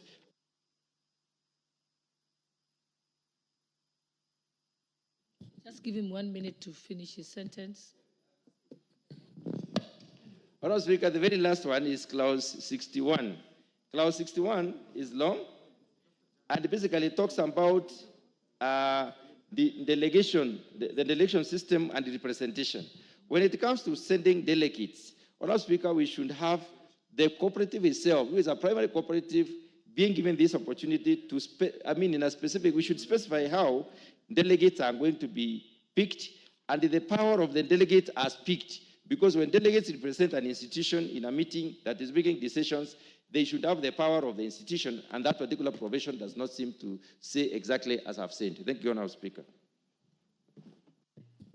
The Honorable Meli, member for Tinderet. Honorable Kawanjiku, you gave up? Because you had been next. Thank you, Madam Speaker. Madam Speaker, I rise to support this bill. This bill, Madam Speaker, is a very, very important bill for our country, more importantly for the socio-economic development of our nation. Cooperative movement in this country, Madam Speaker, was a very powerful movement in the 60s, 70s, and 80s. And its contribution, to the economy cannot be gainsaid. On that particular issue, Madam Speaker, I just want to say that this bill addresses some of the ills that has affected the cooperative sector for long. In my constituency, Madam Speaker, and my county, the cooperative movement is so huge, especially in the coffee sector, the sugar sector, and even in the milk industry. More importantly, it is in the cooperatives or the cooperators themselves who are able, and the parents, commissioner for cooperative development, and at the national level, and the office of the director of cooperatives at the county level. It goes on to actually explain what these two offices will do so as to promote the cooperative movement. Mr. Speaker, this is very important because it has also goes further to show the various structures or levels of cooperatives. In this country, we have the primary cooperatives, which are actually the small cooperatives in the rural sector. We have the secondary cooperative societies, the Federation of Cooperatives, and I want to say this. We also have the apex cooperatives, and even those which come together and are even engaged in activities that promote the socio-economic development. I want to say one thing, especially on coffee and even the tea sector. Through the well-managed cooperative sector, farmers have been able to even pay fees for their children. They have been even able to pay medical fees, medical bills. They can even further move on and even engage in savings and credit, even those in housing sector. One of the things that this bill tries to address is the issue of registration of cooperatives. That is in Part 5. Part 4, which deals with the procedures for registration, amendment of bylaws, and protection of cooperatives and SACCO identity. Madam Speaker, one of the things that is affecting cooperators, and more importantly, even in the SACCO, is the issue of registration, bylaws, and by extension, how the cooperators are going to be protected against scrupulous individuals. The bylaws that have been established in this particular bill are very explicit on the membership, they are very explicit on the registration, and more importantly, on how to guard the sector out of bad practices.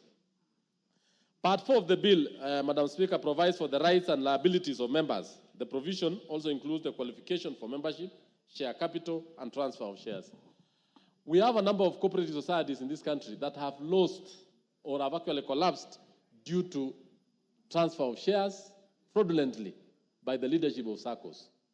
They have also collapsed because the membership is not very clear, because the register of cooperators, because I participate because I'm a member of the cooperative movement. The register of cooperators is not also very clear. In this case, the individuals who are involved in this, especially the leaders of the society, when a SACCO has been registered, the membership has to be kept in a very good register. It has to be kept by the Commissioner of Cooperatives, and the shares of that particular cooperatives cannot be changed anyhow, which has actually led to some members losing what they have because of that particular lack of clause. Madam Speaker, in Part 6 of the bill, Part 6 of the bill provides for the duties of cooperatives, which include the responsibility to maintain active fiscal location. Madam Speaker, sometimes we have what we call briefcase cooperatives. They do not have offices, physical addresses. Madam Speaker, there's a lot of importance on a physical address. At times, many people take it for granted why we need a physical office. It is for the members to know and to be able to fix the kind of place and time they can meet regularly. Instances where briefcase cooperatives have been established, members have been swindled. In this particular case, Madam Speaker, it also gives it also provides actual physical location, copies of the act and the bylaws, preparation of the budget and books of accounts. All these particular are very important. It is not, a cooperative cannot be run by word of mouth. All the audited accounts, they shall be provided for to the members. And this bill is actually very important because as the members sit, as the members invest, they should know that all those verifiable documents, like the books of accounts, all what the SACCO is doing, actually in that particular place. On the other issue, Madam Speaker, protect me from the majority whip, who is not interested in the cooperative movement, it looks like. Because you moved it, but you allow us to really tell the public the importance of this. You have a very good document, majority whip, which we need to tell the public why they need to support it. Madam Speaker, on Part 8 of the bill provides for the procedures for the amalgamation and division in cooperatives, including primary and secondary cooperatives, more so resolutions, notification, and creditors' distributions of assets and liabilities, and the role of the Commissioner of Cooperatives. This is an aspect where, at times, cooperatives do merge. And I want to say this as a member and a leader in a cooperative movement. Where some small cooperatives merge because of their economies of scale. We've seen a number of smaller cooperatives, actually splinter cooperatives, getting out of the big ones. We want to advise the crop-based cooperatives, the housing-based cooperatives, and even the salaried, or what we call the SACCOs-based cooperatives. It is good for them to really merge. And when they merge, they should know that their rights, their privileges, and even what they are owed are always protected because of this particular part of the bill. With those many remarks, Madam Speaker, I want to say that this bill is very important, very vital for our economy, and more importantly, for the development of the cooperative sector. I want to say that counties, like agriculture, cooperatives is very, very vital in the devolution movement. And the creation of the what we call the Cooperative Technical Forum Committee, which is Government Relations Committee, will enable the national government and the county government to relate well, especially in improving cooperative movement in this country. I support this particular bill, Madam Speaker. Thank you. The Honourable Member for Likoni, Honourable Mishimboko. Thank you, Madam Speaker. Madam Speaker, I stand to support this bill by Honourable Osoro. Honourable Speaker, this bill talks about cooperative movement in our country, and more so in particular, the Saving and Credit Cooperative Organization, what we call SACCO. Madam Speaker, this cooperative, they are very instrumental in terms of pooling capitals or other resources, Honourable Speaker. Honourable Speaker, they also facilitate job creation, they also facilitate economic growth and social development, Madam Speaker. Madam Speaker, I'm very much impressed by this bill because it talks about 4-tier cooperative structure. The first structure is the primary cooperative, where members can engage directly. The second one, it talks about secondary cooperative, where there is what we call mutual support within the members. There is what also we call cooperative federation, where it talks about the network of the cooperatives. And we have what we call apex cooperatives, which is the highest level, which takes all the cooperatives together. Madam Speaker, having these 4 tiers, it means the governance and accountability is going to be very clear. And that is why we are going to avoid so many wrangles and to ensure that members benefit as members of the cooperative. Madam Speaker, if I look on clause 11.1, which I quote, it states, there is established in each county the office of the county director of cooperatives. Madam Speaker, this means there will be a new breath of life for our local economies.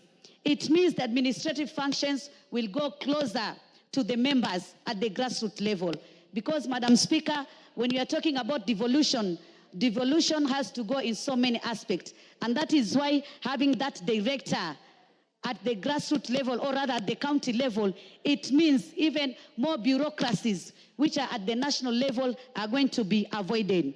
Madam Speaker, if I also look on this bill, clause 62(5)(a), and I want to quote, which says, in constituting its board of directors, a cooperative shall ensure that not more than 2/3 of the directors are of the same gender. Madam Speaker, we have been talking every day that this law has to be implemented. And you know, Madam Speaker, in any organization which is well inclusive, all inclusive, that means we have women, we have men, we have the vulnerable groups, we have the marginalized groups, we have those who even maybe their economy is very low, but they are also being included in this organization. Madam Speaker, I think we'll be assisting all Kenyans, and that is why I want to support this. Madam Speaker, you can also remember there have been many fraud, and we need to put some mechanism to ensure Kenyans are being protected. And I've seen in this bill, in clause 41, clause 43, and clause 44, which talks about how to protect members from fraudulent schemes. We have been having so many schemes in this country. And these people, they come, they entice us, they tell us so many good things, that we are going to be rich at a go or what, and so many things. But because of this bill, we are going to have some protection. And that is why I support it. My last will be clause 73(1), we stipulate that if an employee has paid the employer the deduction for the SACCO, and the employer does not pay that deduction to the relevant SACCO, then he's going to be liable to pay that deduction, and also if there is any penalty or any interest, is going to pay that. Honorable Speaker, I've been told that there is no time, we have to go to the Committee of All House, but I had a lot to say because cooperative movements are the ones which have made individual businesses as a country to thrive in terms of growth in our economy. I support. I thank you, Madam Speaker. Thank you. And lastly, we have the Honorable Member for Githunguri, Honorable Gathoni Wamushomba, then we'll close that debate. Thank you very much. I'm honored indeed to participate and to be on record that I have supported this bill because this is what we have been waiting for, Madam Speaker. I am a member of many cooperatives in my society, in my community, in my constituency, because obviously you know that Githunguri is one of the biggest producers of milk in the Republic of Kenya. Actually, we are the people who manage the largest milk cooperative society in Kenya and largely in East Africa. Madam Speaker, if there is anything that has made most of the producer activities in agriculture retrogress, is the mismanagement of producer cooperatives and the death of the sector in that matter. Madam Speaker, there are many cooperatives that owned even many buildings in Nairobi after having made profits in the past. When I was growing up, farmers from Murang'a owned the whole of Kirinyaga Road. Farmers from Kiambu were lending other countries money. I remember the Kiambu municipality used to lend Tanzania money that came from producer cooperatives. But something happened along the way, Madam Speaker. People who retired from civil servants, people who are fired for misconduct in government, went down to those producer cooperatives and bribed their way into the management of cooperative societies. And they laundered and stole the money that were meant to grow the cooperative societies and put those cooperative societies to death. As we speak, Madam Speaker, we had a very large cooperative society that owned Imenti House, for example, and many other houses you see down at River Road, near Kikorok Road. And those cooperative societies today, Madam Speaker, they are indebted. They are supposed to be selling off those assets to cover running costs. I am very excited, Madam Speaker, that finally this bill is bringing back the vibrant spirit of cooperative, the successes that we read in our history. Madam Speaker, I am particularly very happy with part 10 of this bill that is going to restrict and limit the borrowing power of people who are going to be entrusted in running the producer cooperatives. In the past, Mr. Speaker, Madam Speaker, there are people who went ahead, borrowed money on behalf of producer cooperatives, and enlisted the assets of such cooperatives and ran away with the loot, only to leave our farmers and our producers desperate and hopeless. I am excited, Madam Speaker, that the accountability and restrictions of loans and investments that are going to be handled by producer cooperatives are going to be limited, and the power to borrow, the power to invest must be accounted for by the cooperative commissioners. Madam Speaker, as I sit down, I am happy that part 11 of this bill has given out a very good way of how cooperative societies are going to amalgamate. In the past, Mr. Speaker, we have had cooperatives deciding on how they are going to divide the cooperative and bring up another fresh cooperative without the blessings of the majority of the owners and shareholders of cooperatives. I am happy that finally the spirit of cooperative is going to come back. We need to give our farmers the benefit that it is time for them to go back to their farms, produce as much, because there is a new law that is going to protect their sweat and their energy. I am supporting this bill. I can't wait to see it pass. Thank you very much. Thank you, Honorable Wamushomba. Now let's go to the next order. Sorry, I forgot. Where is the mover? Mover, you may proceed. Okay. Honorable Speaker. Unless you give her your minute. Yeah, with your indulgence, Honorable Speaker, let me allow the Honorable Sabina to, Honorable Sabina. No, Thank you, Madam Speaker, and I want to... No. Honorable, I've only allowed Honorable Sabina to take some of your time. Then, yes, and then you also do it very briefly, and then we can Madam proceed Speaker, to the next order. Thank you very much, and I want to really thank the mover of this bill. Madam Speaker, I came running because I needed to speak and say I support this bill 100%. Cooperatives, Madam Speaker, originated originally from Murang'a, as Honorable Mushomba has mentioned. By the time cooperative society in Murang'a County, back then in the 60s and 70s, could lend money to the national government. So, Madam Speaker, I am so happy that we are going to manage these cooperatives. I stand here to honor one man, the late Moshiri, who was a cooperative officer, who actually became the president of cooperatives in the entire Africa, and he was from Murang'a County, specifically Maragua constituency, specifically Kamahoha village. So, Madam Speaker, as I support, there is only one element, maybe I don't know where the honorable member can add into this bill. We had cooperatives university. Then it was cooperatives college, which strictly trained students on management of cooperatives. And that's why we are having many loopholes, because we turned all our technical institutes, all our colleges to universities, and we diverged from what we were training before. So the mover of the bill, as you move, let's see how we can be able to incorporate the training of cooperators so that even the young people can join cooperatives and help their elderly parents in management. I really thank you even for donation of that 1 minute, and I support. Okay, mover, you may proceed. Thank you very much, Honorable Speaker. Honorable Speaker, I want first to take this opportunity to thank all the honorable members that have contributed to this bill.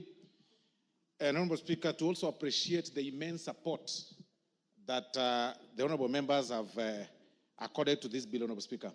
Honorable Speaker, the unison way that this bill has been supported clearly shows that it was really timely. It came in timely. And it really indeed that this is what Kenyans needed at this point in time, especially on matters coming together and putting resources together. Honorable Speaker, as I reply to this bill, I wish to remind the public and even the honorable members that the bill's intent is rooted in under Article 186 of the Constitution and is part of a broader national cooperative policy whose intent, Honorable Speaker, is to harmonize the cooperative governance across the counties and ensuring uniform standards while respecting devolution, Honorable Speaker. Because the acts that we had, Honorable Speaker, before in regard to the management of the cooperatives, Honorable Speaker, then did not really consider the devolved units. And that is why it's very important that we harmonize this between the counties and the national government and make it easy, of course, for the management, Honorable Speaker. This also, Honorable Speaker, this bill also addresses the issues of the sectoral challenges that arises from the management, from the governance and financial resilience, which, of course, seeks to improve the cooperative governance by embedding principles of transparency and strong financial oversight, and thereby protecting members' investment. Because we all live in this country, we've seen people coming up, Honorable Speaker, with SACCOs, what they call SACCOs or cooperatives, and they hoodwink the Kenyans whose genuine intent of growing their wealth end up, of course, putting such investments in what they imagine would be positive impacts on growing their wealth, and they end up, of course, having those people steal their funds. And this is really prone in the entire country. This is something that everybody has faced. Some pose as cooperatives, but they end up to be pyramid schemes. We all know of the pyramid schemes that have been in existence in this country, including the DESI and all the others. And you've even seen the men of cloth, Honorable Speaker, forming cooperatives or things that they imagine would be cooperatives, and tell people we want to buy land, we want to buy property. They would do it Kenyans, and then they con them in, while carrying the Bible, billions and billions of money, Honorable Speaker. And then I don't know where their words of, you'll go to heaven without anything. I don't know whether themselves, as men of cloth, will be going to heaven carrying those billions that they've stolen from people in the name of cooperatives, Honorable Speaker. So this bill seeks to resolve such challenges because of the nature of management and transparency that is involved in this whole in this bill, Honorable Speaker, and the structure of governance, which is with the clear operational structures. It really helps in guarding the resources of the members of the public, Honorable Speaker. And finally, Honorable Speaker, the involvement of the public in this bill was very vital, because the committee went, and even the involvement of the secretariat, our secretariat that went back to the villages to listen to the common man, Honorable Speaker, to listen to them. You will see the burning desire the common man has, the burning desire the Kenyans have in having their investment put in safe places, the investment packaged in good places where they can put their trust in. Because nowadays, Honorable Speaker, it becomes very difficult to understand, to differentiate between the genuine places for investment and the fake ones. And from the public participation, Honorable Speaker, that was conducted, what came out clearly is that Kenyans want to be sure. Kenyans want to be sure that indeed the cooperatives law has been clearly streamlined to make sure that their money, Honorable Speaker, is safe and secure, Honorable Speaker. And the bill, as drafted, Honorable Speaker, has really been simplified for any person to understand in a very basic language, very, very basic, from the level of dividing the tires, primary tire, secondary tire, tertiary tire, just to make Kenyans understand that it's a very basic, it's a law that incorporates all their demands, but with very basic terms of reference or language that is easily understandable, Honorable Speaker. So I really want to appreciate the members for supporting this bill, which is very crucial for a sustainable, competitive cooperative sector aligned with the national cooperative policy, Honorable Speaker. So by passing this legislation, Honorable Speaker, this floor, Honorable Speaker, will support, this House, Honorable Speaker, will support a modern cooperative sector that upholds cooperative principles, strengthens economic inclusion, and fosters unity across Kenya's counties. Thank you, Honorable Speaker. I beg to reply. Thank you. Thank you. We shall put the question at a later date. Now we can move to the next order. Order number 9, Committee of the Whole House.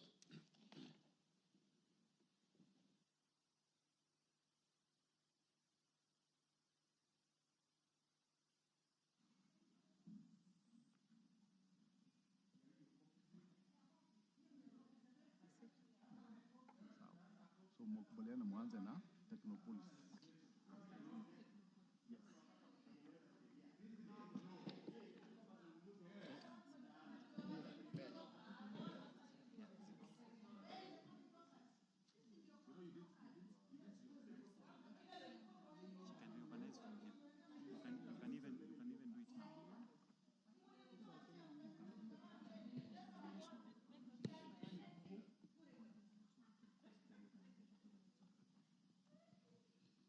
Order, members. Before we start, I'll give the first opportunity to the Honorable Osoro to put on record the reorganization.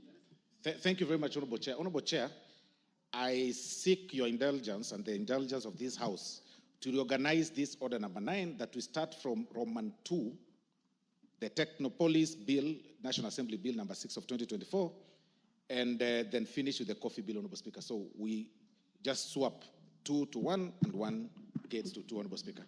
Thank you.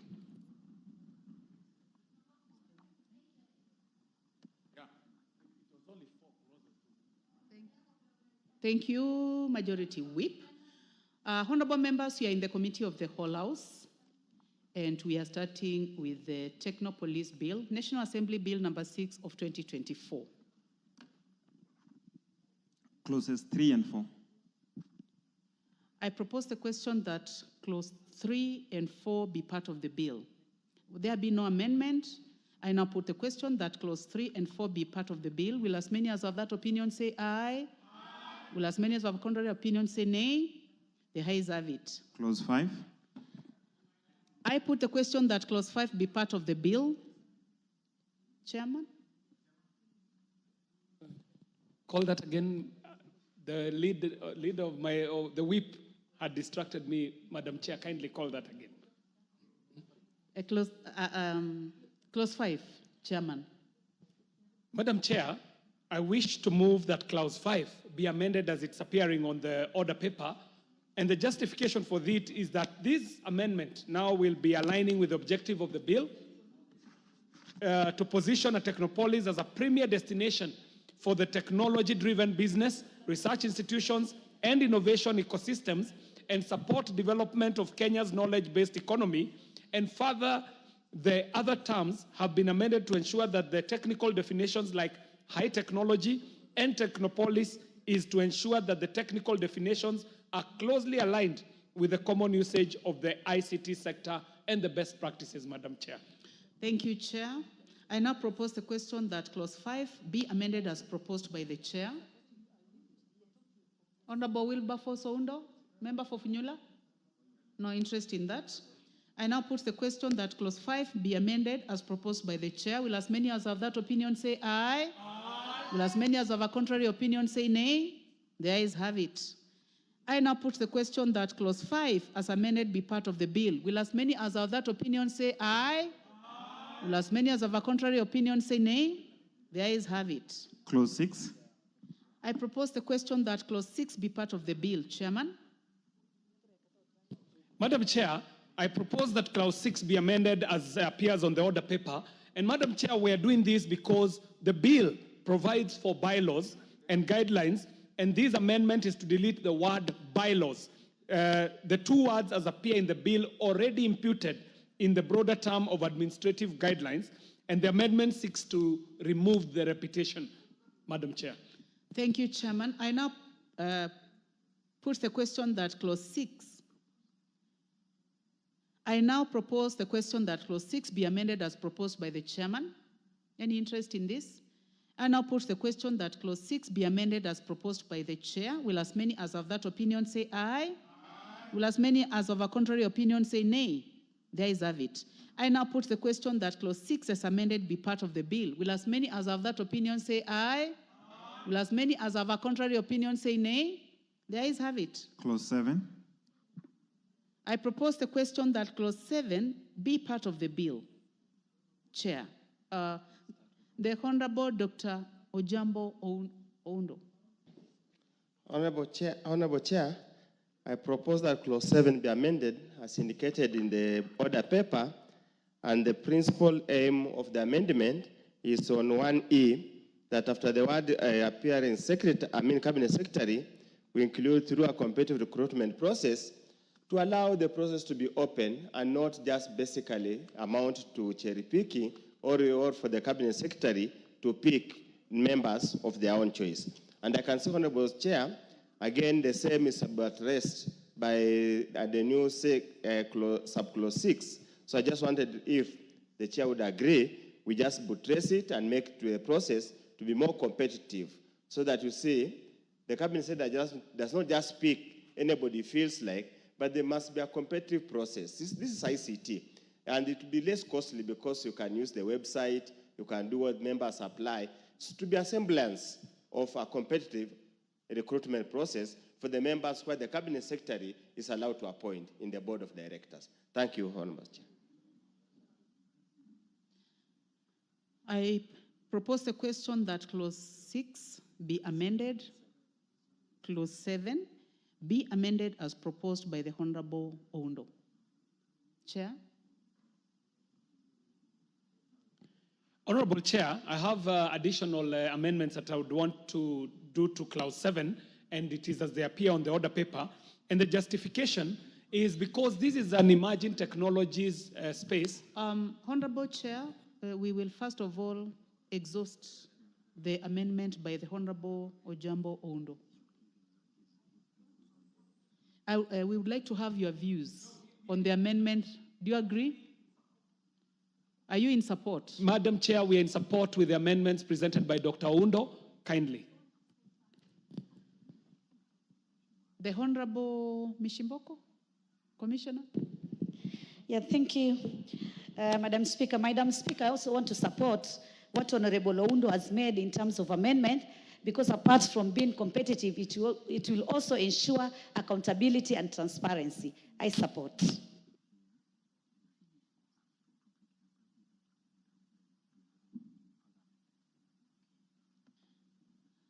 So I now put the question that clause 7 be amended as proposed by the Honorable Oundo. Will as many as are of that opinion say aye?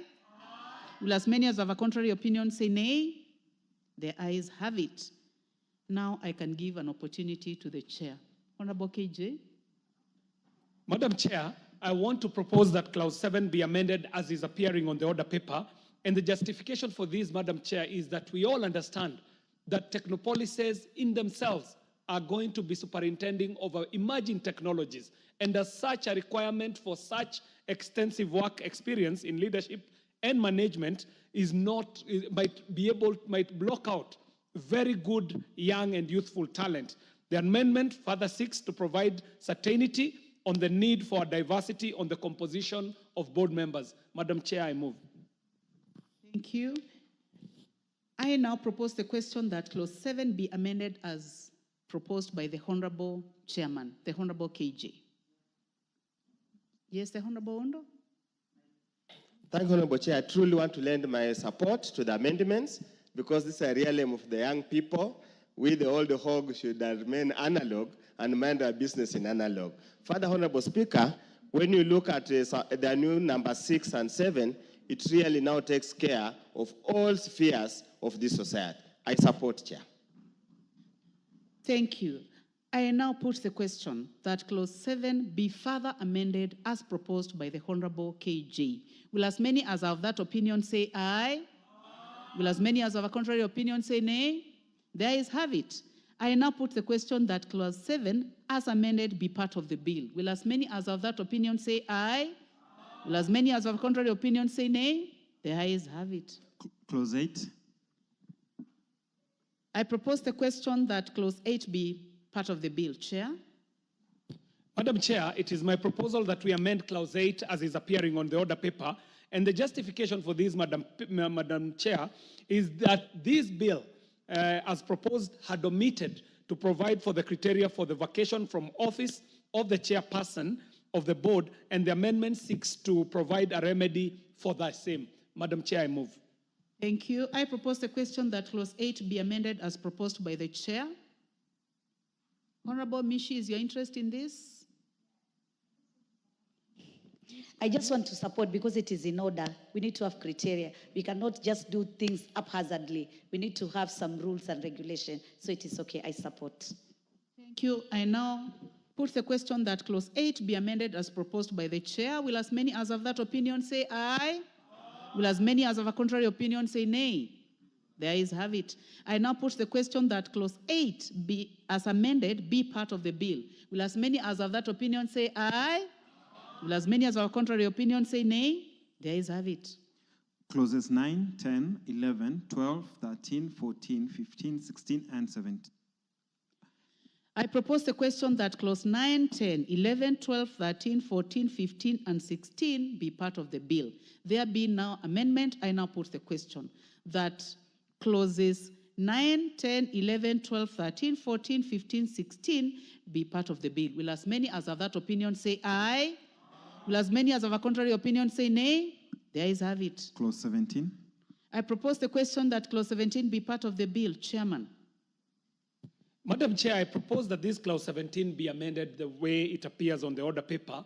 And the justification for this, Madam Chair, is that the bill is amended to provide an additional feature of technopolises to incorporate not just national, but also global challenges that may appear.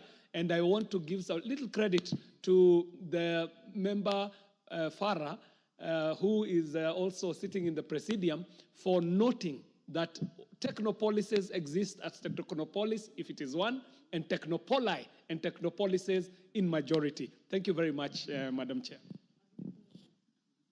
Honorable Farah Maalim.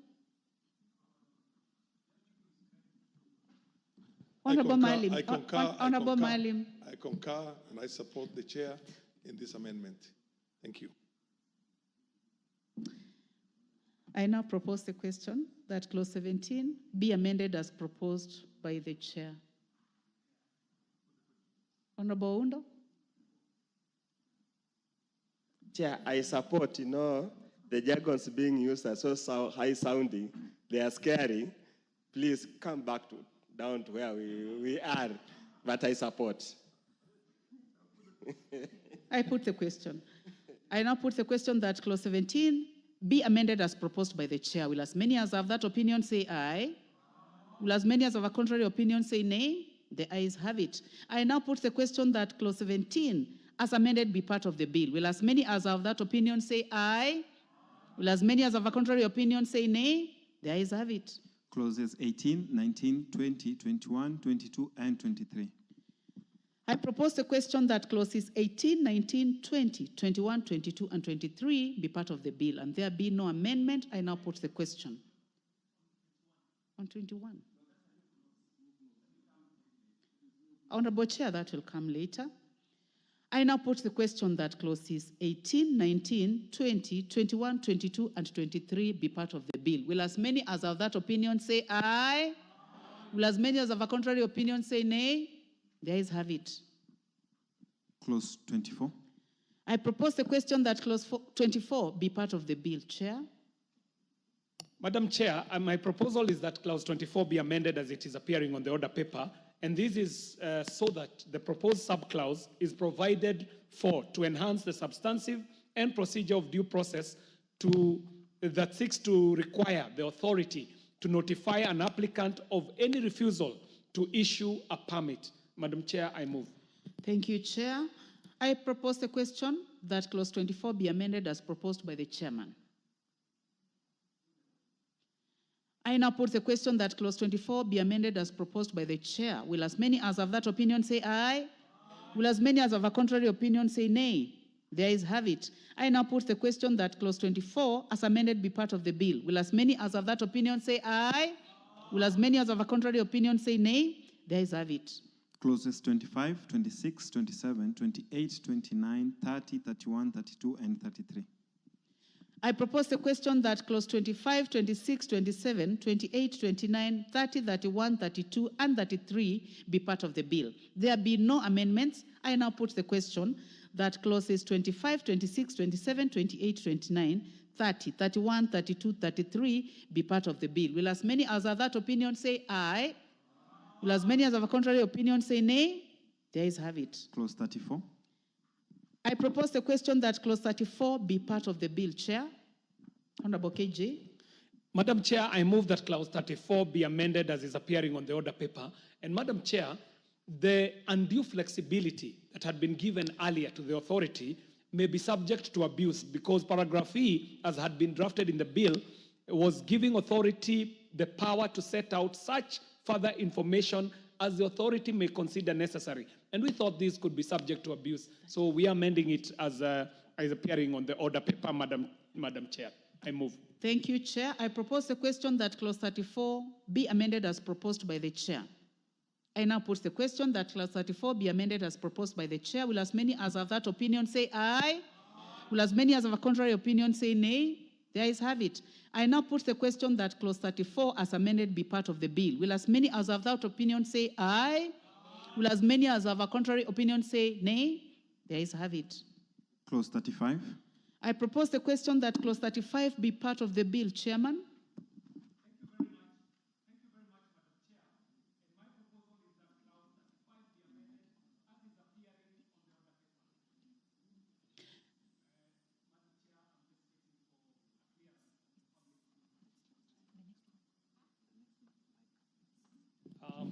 I'm depending on my tab here, so let me use this one.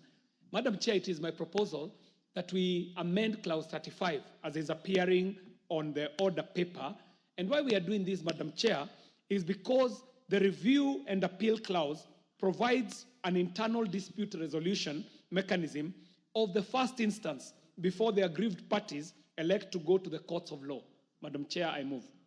Thank you. I propose the question that clause 35 be amended as proposed by the Chair. Honorable Professor Undo. Chair, please, you see, when you delete the clause 35 in entirety and replace it in what you have provided here, yet in the bill, clause 35 had two parts, and part 2 provided for the timelines in which to make the decision. Are there any internal mechanism to ensure, as it has been contemplated here, that that review is made and communicated to the applicant within 30 days of receipt of the request? Thank you, Chair. Chairman. Honorable KJ. Madam Chair, we can retain the timelines, but provide for this remedy, Madam Chair, so that what we are doing is getting rid of of 35.1 is what we are replacing with the amendment, and then we are able to retain 2 so that we keep the timelines as within 30 days of receipt of request. And thank you very much, Daktari.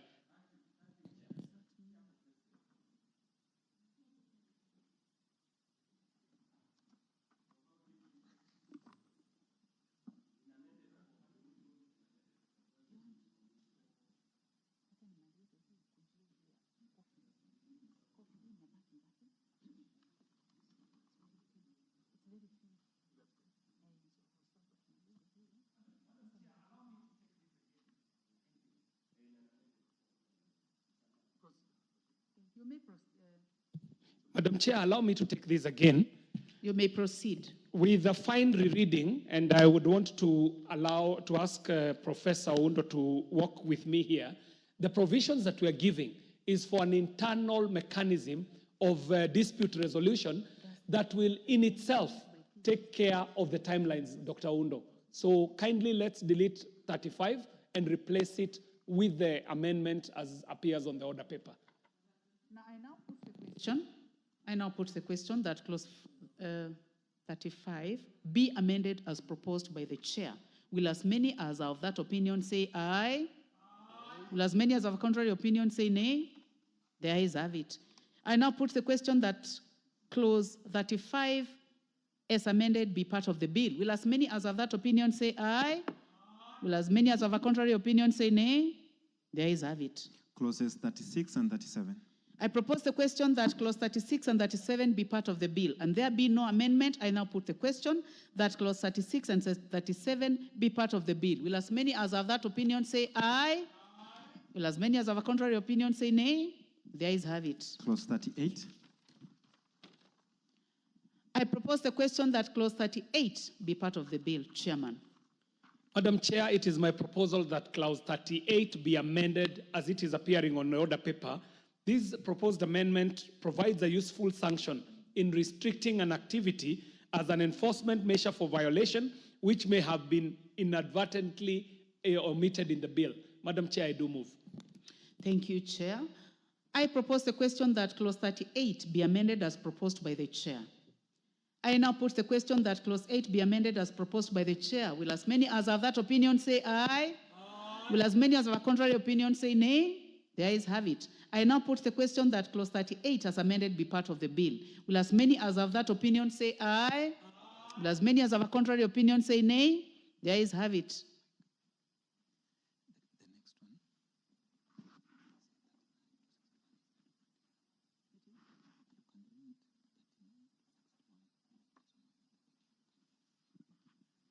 Clauses 39, 40, 41, 42, 43, 44, 45, 46, 47, 48, 49, 50, 51, 52, 53, 54, 55, 56, 57, 58, 59, 60, and 61. Thank you. I propose the question that clauses 39 to 61 be part of the bill. And there be no amendment, I now put the question that clauses 39 to 61 be part of the bill. Will as many as have that opinion say aye? Will as many as have a contrary opinion say nay? The ayes have it. Clause 62. I propose the question that clause 62 be part of the bill. Chairman. Madam Chair, allow me to move that clause 62 be amended as it appearing on the order paper. And the proposed amendment is seeking to clarify that the subclauses 1 and 2 are distinct and severable in terms of providing for the incentives that extend to the Technopolis. I move, Madam Chair. Thank you, Chair. I propose the question that clause 2 be amended as proposed by the Chairman. Honorable Wilberforce Oundo. Honorable Silvana Sosoro. Honorable Mishimboko, Commissioner.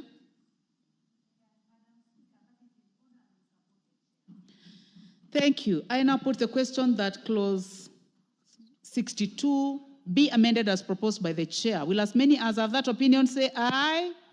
Will as many as have contrary opinion say nay? The ayes have it. I now put the question that clause 62 as amended be part of the bill.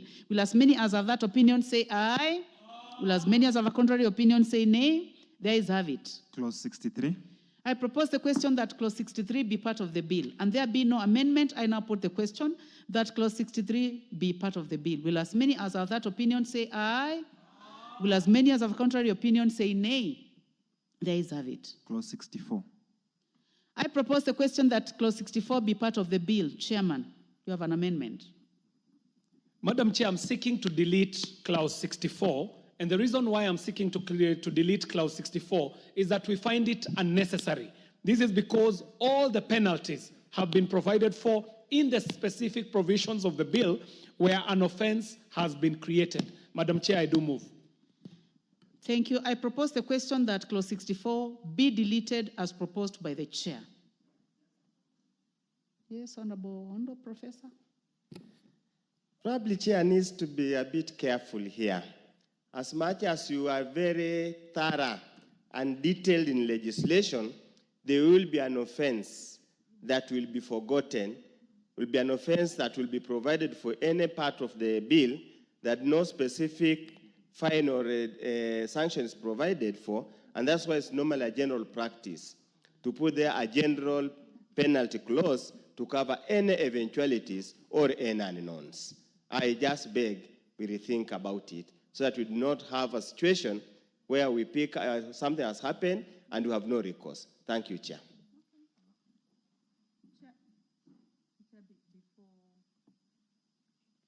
Before we come to you, I'll go to the Honorable Gishimo. Member for Gishogo. 142. Yeah, we are trying to trace you. We'll get you right now. Thank you, Honorable Chair. I think I support the chair, since where a penalty, where an offense or where there is an offense, it has to be prescribed in the law, and there's no need of registrating in vain. And if there are offenses that may not be covered under the Act, then there will also be an opportunity by the CS to do regulations and provide for more penalties. So I believe he is in order to delete a provision that is already in the Act in vain. Good. Honorable Zamzam.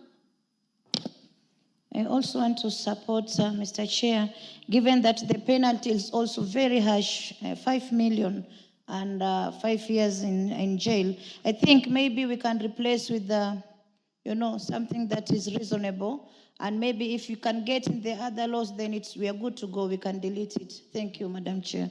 Thank you. The Honorable Dr. Mutunga. Chair, bearing in mind that as Chairman has said, they were very thorough. They have looked through the bill intensively, and they are sure that all the penalties have been provided for. I think it will be in order to delete. Thank you very much. Then lastly, the Chair, can we proceed? Madam Chair, we did take time. We burnt the midnight oil to give provisions for offenses that may occur. And in fact, the justification for the deletion of this is that, Madam Chair, a general penalty opens it up for so many opportunities for abuse. And it was the thinking of our committee that if there's another offense that is not thought of, it can live in a subsidiary regulation, not in the Mother Act, because the Mother Act does generally cover all foreseeable offenses. And if there was any of the nature that the professor is talking about, we believe that that can live in a subsidiary law. Thank you very much, Madam Chair, so that we do not legislate in vain. The Honorable Mishimboko. Yeah, Madam Chair, I was also with the opinion of what Honorable Undo has just said, because I've seen that although the penalties have been shown according to the specific provincial, but to me, Article 64 is like it's emphasizing on the penalty. So I don't know whether maybe we can do some arbitration between Honorable Chairman and Honorable Oundo so that we are at the middle to ensure that at least that emphasis in clause 64 is not just trashed, because I think it's also giving more sense on it, on that issue. I wanted now to just put the question. So now then I give a chance to the Honorable Meli, who has not said anything on this bill. Chair, I want to agree with the chair ICT, because if you look at what he's providing, if we are going to retain clause 64, it will be an overlap. And the specifications of the penalties have been actually provided for. So actually, Madam Speaker, I think the chair and the committee are right, and therefore we need to delete that clause. Thank you. Yes, so yes, but after the Honorable Millie Othiambo, you will be the last, Honorable Chairman. Thank you, Chair. Chair, I think if the committee has actually gone through and made provision for every single offense, then it is okay if you don't give an umbrella one. But that therefore means that you have actually gone through and you are sure that there is no offense that is provided, because you cannot also provide for an offense that is not in the bill. So I think I would support the chair on this. Thank you. The Honorable Farah Maalim. Chair, I also want to support the chair in this. This is too far-reaching, too open to abuse, and it's not something that you can just do it in the manner we have done right now in a generality and say any person who commits an offense. And basically, it can always be covered under the subsidiary law, which is going to be more exhaustive in my opinion. Thank you very much. Chair, after all that support, do you still want to make a comment, or I go ahead and put the question? Yes. Allow me so that we can carry the members along. It is actually for the reason that has been mentioned by the Honorable Zamzam and Honorable Mishimboko. You can see the general penalty was providing for a very steep penalty. And that what is unforeseeable could be something so trivial. And that is why, Madam Chair, if there was anything unforeseeable, I believe it can live in the subsidiary laws like the regulations, Madam Chair. I thank you and I move. Thank you. I now put. We clear in our own Honorable minds. Maalim. Yes, just so that we, because of the gravity of this kind of a matter and the consequences that are very, very severe, it's important that we give it as exhaustive engagement as possible. But already it says obstructs authority and says commits an offense shall be liable for. You've already prescribed. What do you call a penalty for that? And then you come on a very general one and says anybody who commits under this act. I think we should get away with it and just allow how the chairman has done the amendment on this one. We are going in a very dangerous direction. Let's delete it. Delete it. I will go ahead. Delete the whole of Honorable members, I now put the question that clause 64 be deleted as proposed by the chair. Be deleted as proposed by the chair. Will as many as have that opinion say aye? Will as many as have a contrary opinion say nay? The ayes have it. Clauses 65, 66, and 67. I propose the question that clause 65, 66, and 67 be part of the bill. There be no amendment. I now put the question that clause 65, 66, and 67 be part of the bill. Will as many as have that opinion say aye? Will as many as have a contrary opinion say nay? The ayes have it. New clauses, new clause 21A.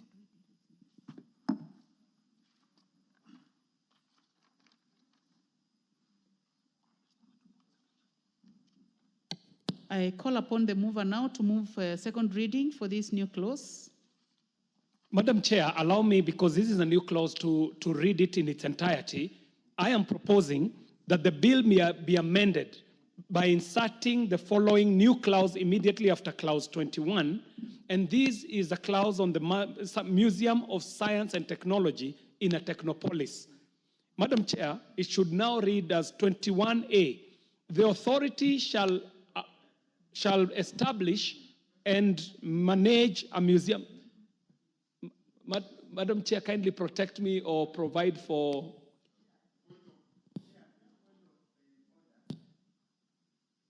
Point of order, Chair. On the matter of the new clause? Yes, just procedural matter. Okay. It's not really necessary for him to read the entire bill, because if we did that, then, Honorable Chair, we'll never finish legislation process. We are capable of reading, just mentioned as prescribed in the order paper. You will paraphrase. What is out of order, Honorable Minority Whip? Honorable Millie Odhiambo. Thank you, Chair. For me, it's two issues. One which is procedural, that when it's moving, it should actually first just indicate that I move that it be read a second time. Before then he explains. But secondly, even though it's a bit preemptive, I think because you want to set up a museum, I think the House has spoken to this issue, because that makes it a money bill. And I don't know if we are allowed to do that at this stage. Chair, maybe you can advise us on that.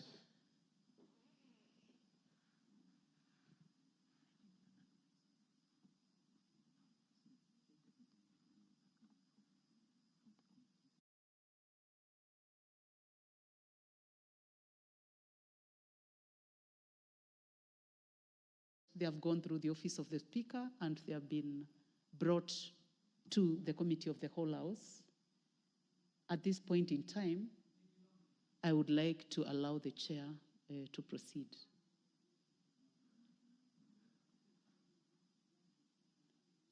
Madam Chair, the amendment here is to bring in this.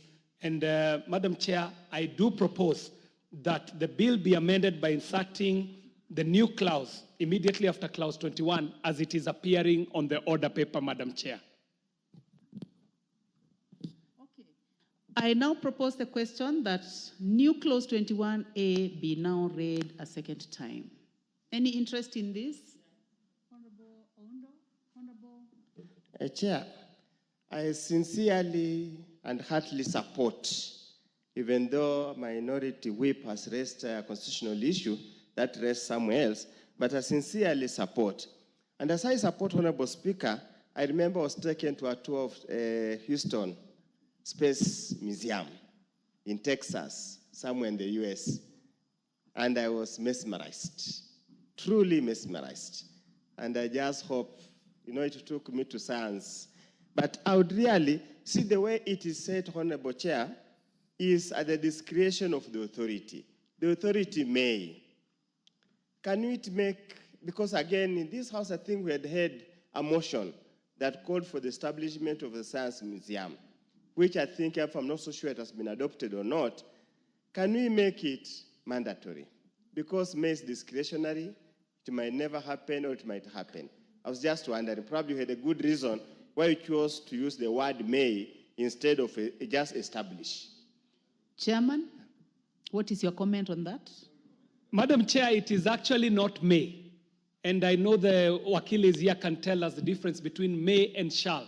Shall obligates, and may is as what Professor is saying. And the proposal, and that's why I was reading it, Madam Chair, but the proposal is that the authority shall establish and manage a museum of science and technology in a technopolis. So it is shall. We need to confirm whether that is the position.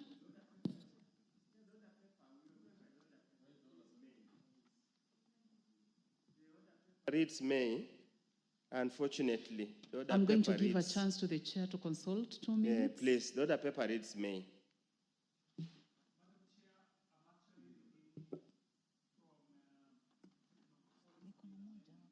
Is actually shall. So I wish it would reflect on the order paper as it is on the substantive one. It is. Huh? So then I will give you time for that to be corrected. 2 minutes. Okay, let me.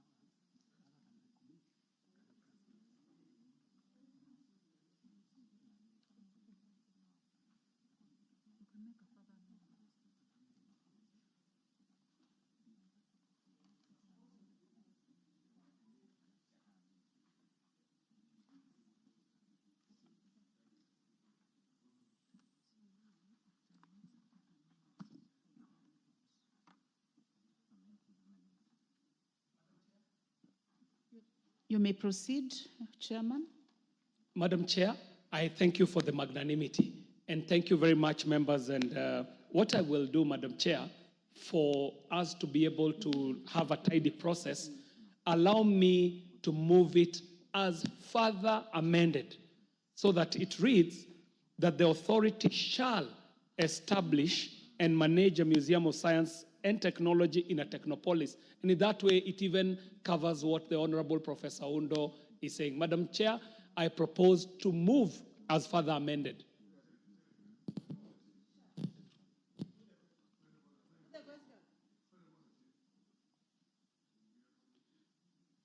Honorable Farah? I want to concur with Honorable Millie Mabona. If it's definitely going to involve additional resources or resources for putting up that thing. And I think it's easy for anybody who is a busybody, to contest that. And in any case, the shall itself, on matters of developmental, which is a progressive thing, even if you put it shall, then determine when will that shall be.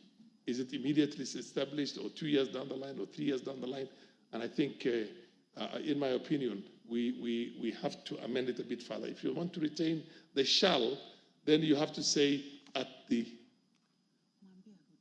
you put certain appropriation, a certain appropriate. You must be conscious of the fact that those resources cannot be available instantaneously. And if you put it shall, so if you leave it to May, then of course it's there. You can put it in the programs and also in the development plan for this Technopolis or polis. It is a money bill, but this is an additional. Noted. I think you have made your point. Honorable members, I would like to appreciate that it takes a process for the bill to get where we are. And honorable members, I would like to take note of what the chair of the committee has said, and I'll go ahead and put the question. Honorable members, I put the question that clause 21 be amended as proposed be further amended as proposed by the chair. Will as many as have that opinion say aye? Will as many as have a contrary opinion say nay? There is have it. I now propose the question that clause 21A be part of the bill. Will as many as have that opinion say aye? Will as many as have a contrary opinion say nay? There is have it. New clause 68. I now move, call upon the chair to move the second reading.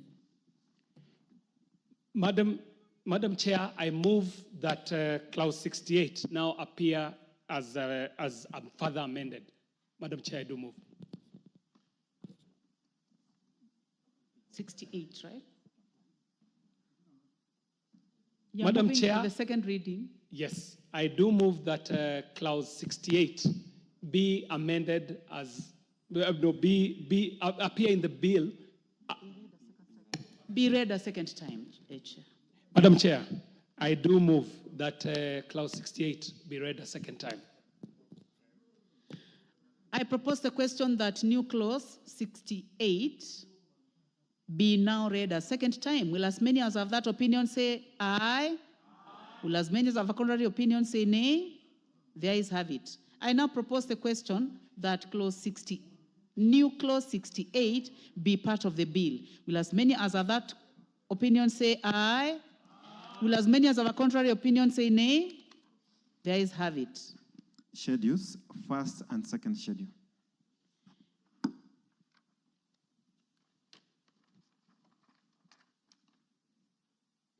I propose the question that the first and the second schedule be the schedule of the bill. Will as many as have that opinion say aye? Will as many as have a contrary opinion say nay? There is have it. I now put the question that first and second schedule be the schedule of the bill. Will as many as have that opinion say aye?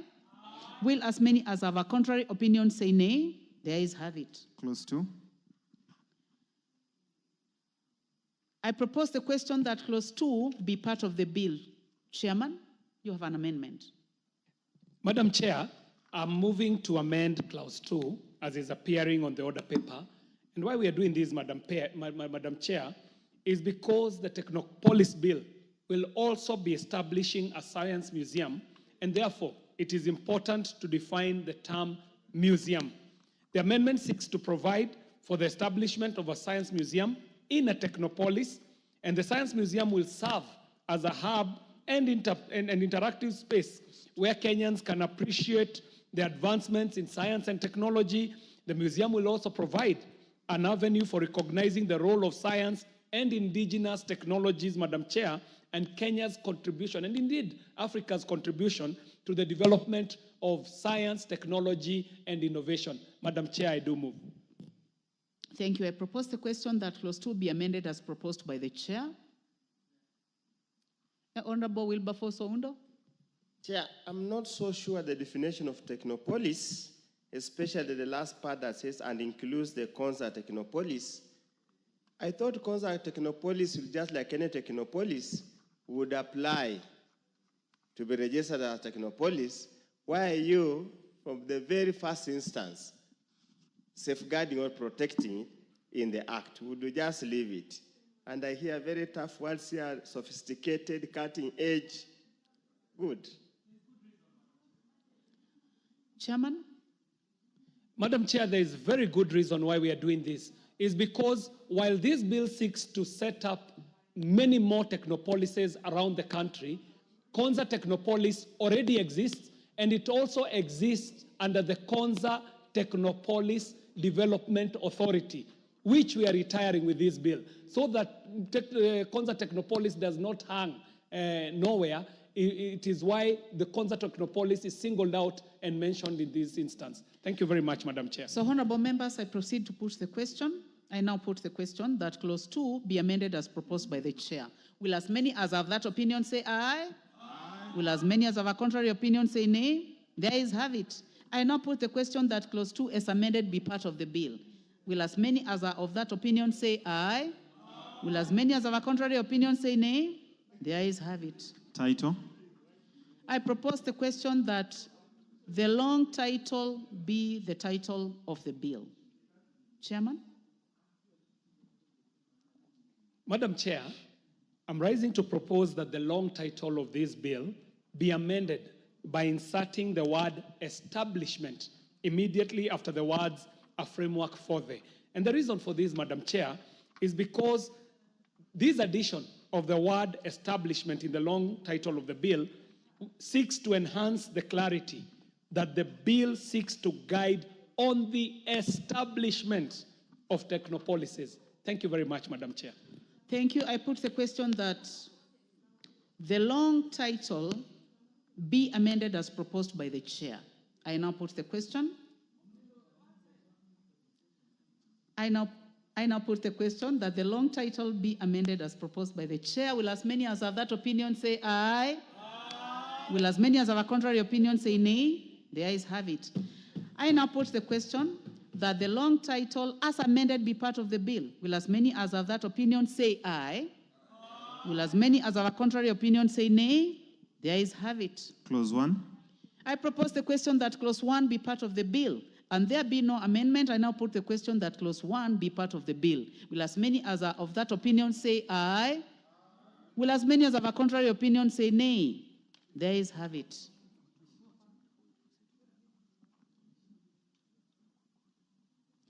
Now I would like honorable members to call upon the mover.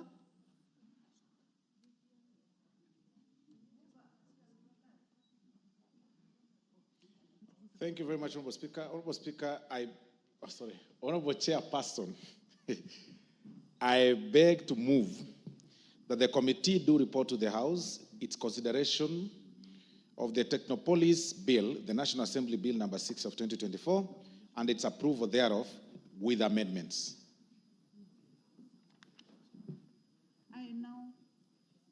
I put the question, which is that the committee do report to the House its consideration of the Technopolis Bill, National Assembly Bill number 6 of 2024, and its approval thereof with amendments.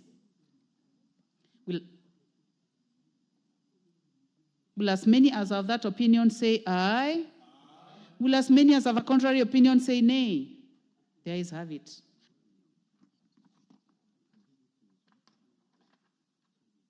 Honorable members, now we have finished the Technopolis Bill, National Assembly Bill number 6 of 2024. And we are now going to move to the Coffee Bill, Senate Bill number 10 of 2023, by the Majority Leader as a co-sponsor.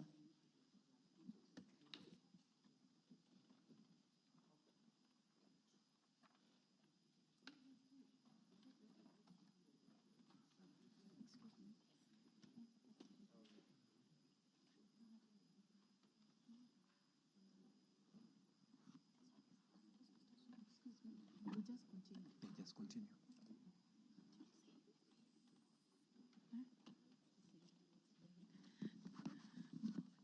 Thank you, honorable members, for your patience.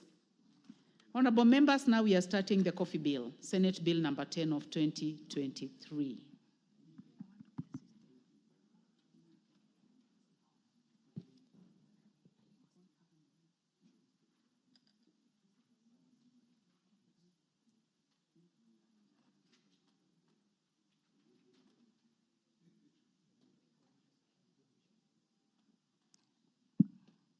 So, clause 3.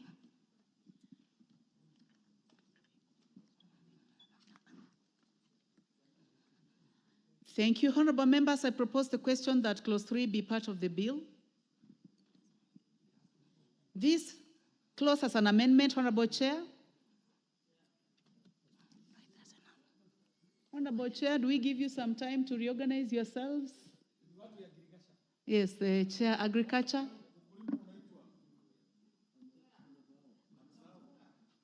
Order, members, we have given him some time to reorganize, to reorganize something.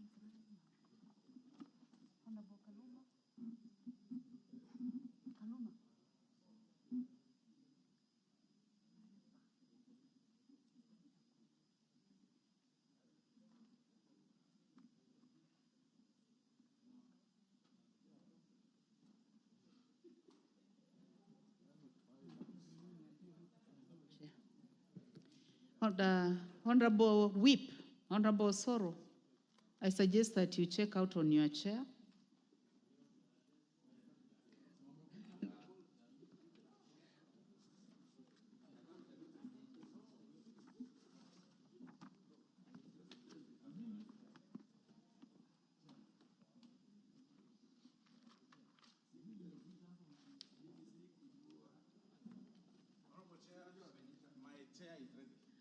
Okay, thank you. So I propose the question that clause 3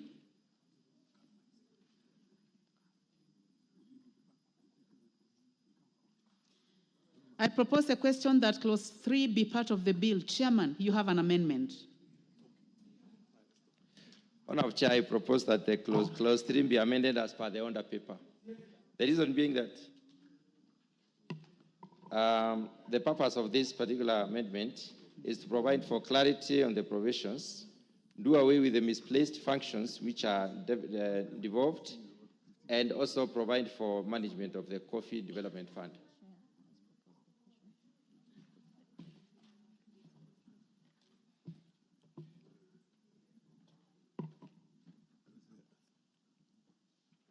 Honorable members, I propose the question that clause 3 be amended as proposed. Yeah, proceed, Honorable. Chair, I thank you for this. I really want to have the chair to come out clearly, especially on the issue of why he's saying that what is devolved and what is not devolved, so that we are clear on this particular thing, because the amendment in 3 is not clause 3A, more specifically, so that we get to know what's happening. Yes, the Honorable Ishimo. Chair, I support these amendments because they are actually giving clarity. If you look at clause 3F, promote evidence as per the original bill, promotes evidence-based coffee research. You know, that's a bit ambiguous, but when the committee proposes that promotion of coffee research and training for the development of the coffee sector, that is very clear. But the evidence-based might also call for other factors to provide or to give that evidence, which is not necessary. So I support. Anybody else? The Honorable Muchomba. Thank you, Chair. I rise to just support the Chairman's proposal. It is imperative that we get to know the details that you make, to put details that you make the processes of making sure we get quality coffee in place. So I support what the Chairman is proposing, and I'm excited that we are now debating coffee bill. Fair enough. There have been any other member interested in this. I now put the question that clause 3 be amended as proposed. As many of that opinion say aye. Aye. As many of the contrary opinion say nay. The ayes have it. I now put the question that clause 3 be amended, as amended be part of the bill. As many of that opinion say aye. Aye. As many of the contrary opinion say nay. The ayes have it. Clauses 4 and 5. I propose the question that clauses 4 and 5 be part of the bill.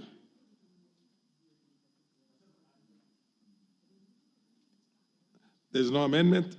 There being no amendment and no member willing to contribute on this, I now put the question that clauses 4 and 5 be part of the bill. As many of that opinion say aye. Aye. As many of the contrary opinion say nay. The ayes have it. Clause 6. I propose the question that clause 6. I propose the question that clause 6 be part of the bill. Where is the chairperson? The Honorable Mutunga. Honorable Chair, I propose that clause 6 be amended as per the under paper. The reason being that we need to enable the Coffee Board of Kenya to be able to operate more than one bank account, and also to further provide for clarity in some of the provisions. Honorable Chair, those are the two amendments that we have. I now propose the question that clause 6 be amended as proposed. Yes, the Honorable Oundo.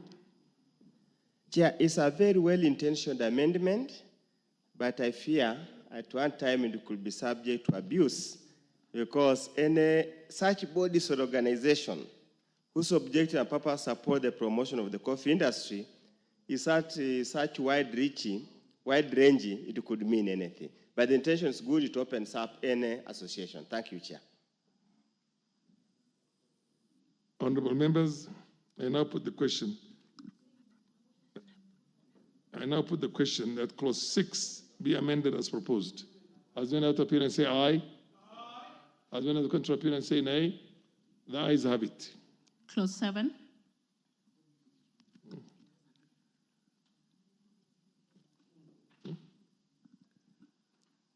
I now put the question that clause 6 as amended be part of the bill. As many of that opinion say aye. Aye. As many of the contrary opinion say nay. The ayes have it. Clause 7. I propose the question that clause 7 be part of the bill. Chair. Thank you, Chair. We have a number of amendments on clause 7. As per the under paper, Honorable Chair, these amendments come in to ensure that all relevant stakeholders are represented in the board by including the Principal Secretary for Treasury as a representative of the smallholder and large-scale coffee growers in the board, a nominee of the cooperative societies, and a representative of the millers and traders to include additional members of the board in the list of those who should be appointed by the cabinet secretary, and also to ensure that there is gender balance in the membership of the board. Honorable members, I now propose the question that clause 7 be amended as proposed. Yes, Gichimo, Honorable Gichimo. Well, I support the amendments under 7, but I'm opposed to the amendment under subclause 1, 2, clause 7, 1, 2, whereby it is indicating that it is seeking to substitute two persons of the opposite gender. Order. Honorable Mutunga, there are issues on the amendment and you're engaged in another conversation. Yes. Please listen to, yes. Proceed, start all over again. I'm opposed to one particular amendment under clause 7A2, whereby it is seeking to, or the committee is seeking to substitute the requirement of two persons of the opposite gender representing smallholder coffee growers nominated by the umbrella body of the Coffee Cooperative Society with by what the committee is seeking to and large-scale coffee farmers. Small-scale coffee farmers usually have their own unions and umbrella bodies. But when you say that and large-scale coffee growers, we do not have any union, and if there is any, then that gives a conflict. Now, who nominates? And we are in the last parliament, in the 12th parliament, before this bill found its way to the Senate and died there, and now it has been revived there and came here. I moved this particular amendment so that the small-scale coffee farmers can have a say in the operations of the Coffee Board of Kenya.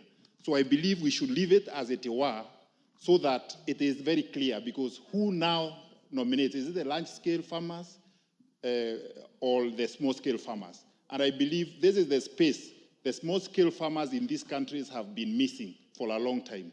So we leave it as it is. Honorable Mutunga. Honorable Chair, I would like to refer to the honorable member that the provision is for the two to be represented, not one. The small-scale farmers have their own association. The large-scale also need representation in the board. If you leave any of the two, you create a conflict, which is not right. Yeah, but the issue he's saying is that the small-scale farmers have their associations to nominate. Who is going to nominate the large-scale? Because the large-scale farmers do not have basically an organization. They have no union. Omochomba, please. Chair, I'm trying to resonate in the line of Honorable Gishimu in the space of including the large-scale farmers. In the language of coffee farmers, we use the word estate farmers. And those estate farmers, they may not have a union, but they have their own coffee trading associations as estate farmers. So really, if we have to include them to also nominate members into the board, then we have to be specific, because large-scale farmers is general name, and it is not very practical in coffee farming. Meli, wait, Gichumuyu. Thank you, Chair. I think the two members have just put it very candidly, that in coffee industry, a large-scale farmer is anyone more than 5 acres. And they always do not have an association or they don't cooperate together. There are small-scale farmers who are in cooperatives. Similarly, so this particular bill is not specific, or this particular section is not specific, which could actually, one, injure the large-scale farmers or small-scale farmers. So in effect, we need to be very specific. On the same note, in F3F, one person nominated by coffee cooperative societies. This is where the small-scale farmers... Let's go back to, let's exhaust this one first. That is what I'm saying. So the chair needs to be specific. Gichemo. Chair, the large-scale farmers are normally the estate For the benefit of those of us who are not well versed with that, can you be a large-scale farmer without being an estate farmer? No, and the estate farmers have already been covered under clause 7F as it is now. One person nominated by the largest association of estate growers. So that one is already covered. So we need to leave FE as it is for the small-scale farmers also to have some good space in the management of the coffee in this country. Anybody who wants to contribute on the same, just to make it clearer for us? Yes, Meli, go on. Omochomba, I'll come to you. Yes, Omochomba. So just to assist our chair, we are trying to say that looks like there is double entry for the large-scale farmers. Mm-hmm. Some defined in your bill, Chair, as estate growers and then as large-scale farmers. So that's a double entry. So we are proposing that we leave it as it was.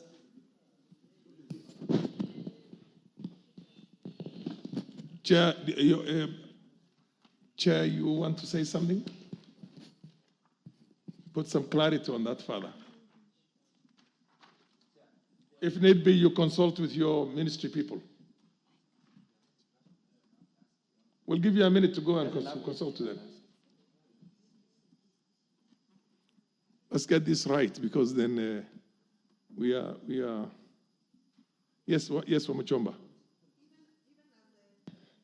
Even as the chair consults with the technocrats, I think the intention of this kind of discussion we are having is to make sure that we don't take away. Am I still on? Yes. Is to make sure that we don't take away the space that was meant for the small-scale farmers who are operating as cooperatives. So we make sure we protect that space. Not crowd it with the large-scale farmers, exactly. when the large-scale farmers have got their own provision in the Act. Yes, just to help the chairman. Mutunga, just proceed and tell us what exactly you need to do to correct that anomaly. Honorable Chair, if we do away with the large-scale farmers as it is, yes, who also represent the estates, there's no provision for the estates in this bill. In the clause 7. Please this is the amended version. We are saying we have amended. Look at the order paper, the amended version. Don't look at the original bill. Because we looked at the provisions that were made, the cooperative societies were missing. They needed to be represented. Small-scale farmers needed to be represented. Large-scale farmers needed to. Who are the estates right now? Yes, Meli.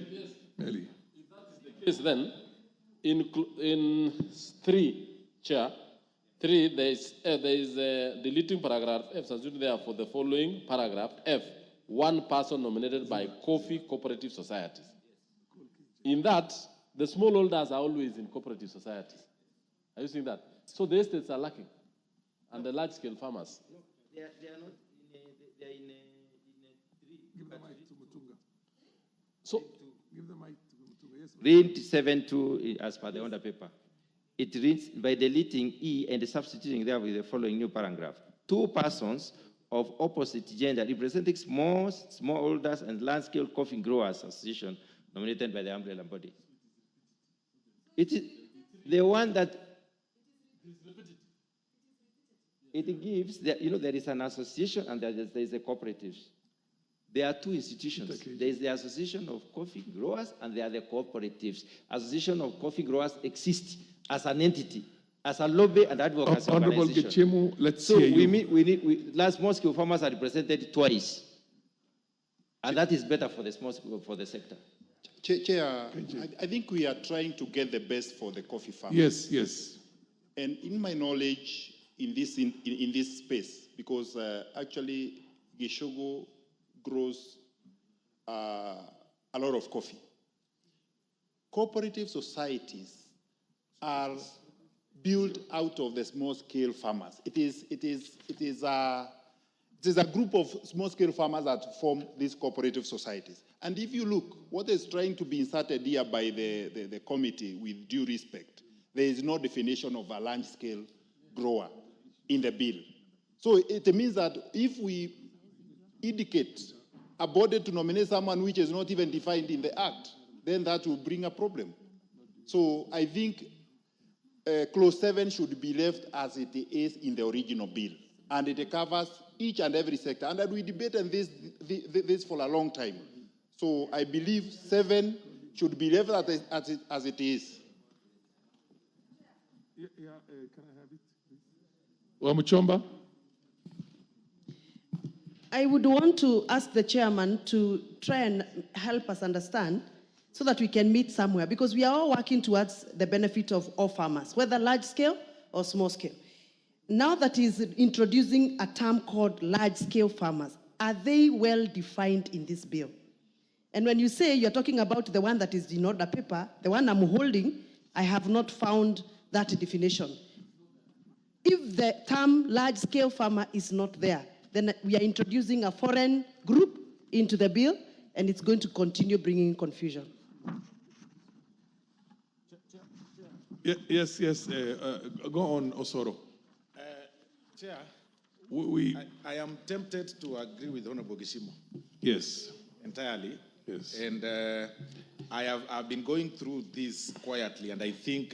Can I give you a few minutes, you, Gishumu, Mtunga, Wamuchomba, consult briefly? Okay, that's fine. And Mary, all of you, we'll keep on hold. Just for 1 minute, yes. Yes. This is a very, very important landmark bill that we are passing. And I remember very well 32 years ago, we tried to do the same, and we couldn't get anywhere. And I don't want us to do any half job on this. Yes. Thank you.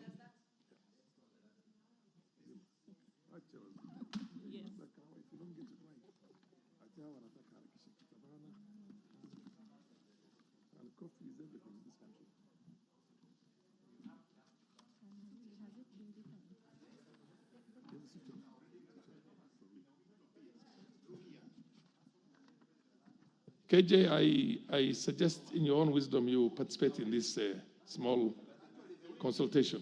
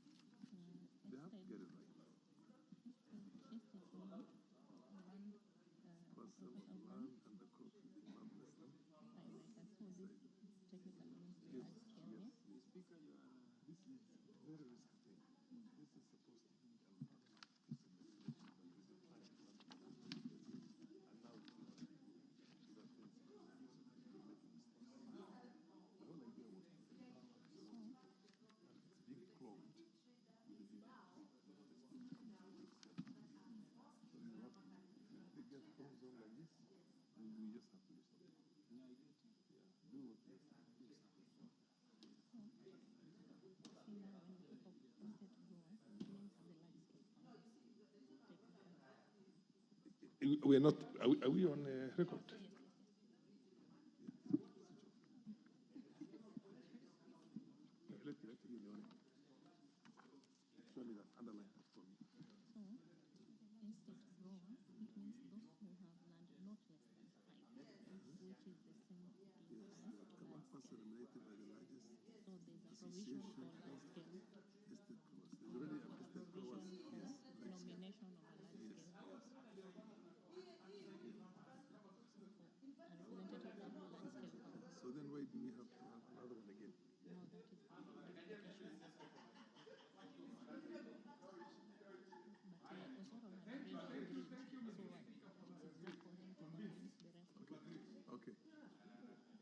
Okay, well, Mutunga, I hope you now move the the agreed version of the amendment. Okay, Honorable Chair, we have agreed that we stick to the old bill. Yes. We drop the amendments by the committee. So that was So clause 7 clause 7 is not amended. Okay. Passes unamended. I now propose the question that clause 7 be part of the bill. I now put the question that clause 7 be part of the bill. As many of the opinions say aye, as many of the contrary opinions say nay, the ayes have it. Clause 8. I now propose the question that clause 8 be part of the bill. Mover, move the amendment of clause 8. Clause 8, I move that clause 8 be amended. But be amended as per the order paper, but be further amended. I don't know whether that is correct.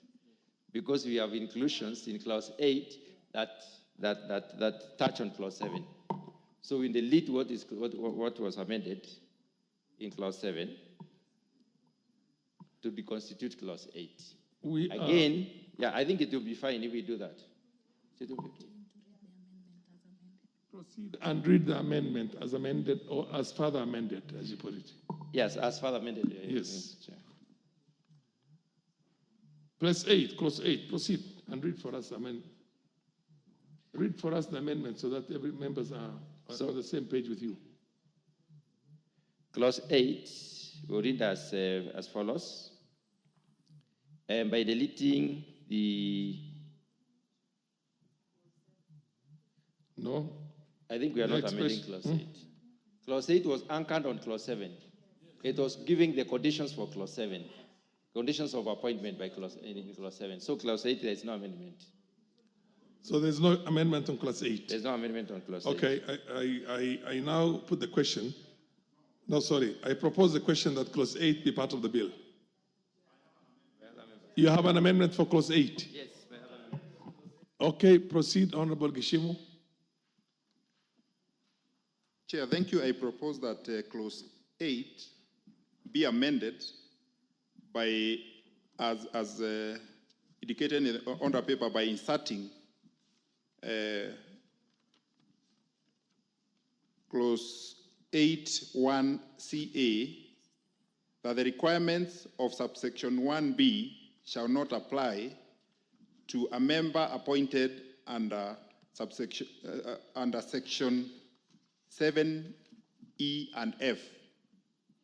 The Honorable Speaker, the justification of this amendment is that under section 7E or clause 7E and F, this is where we are seeking that there be a representation of the farmers at the board.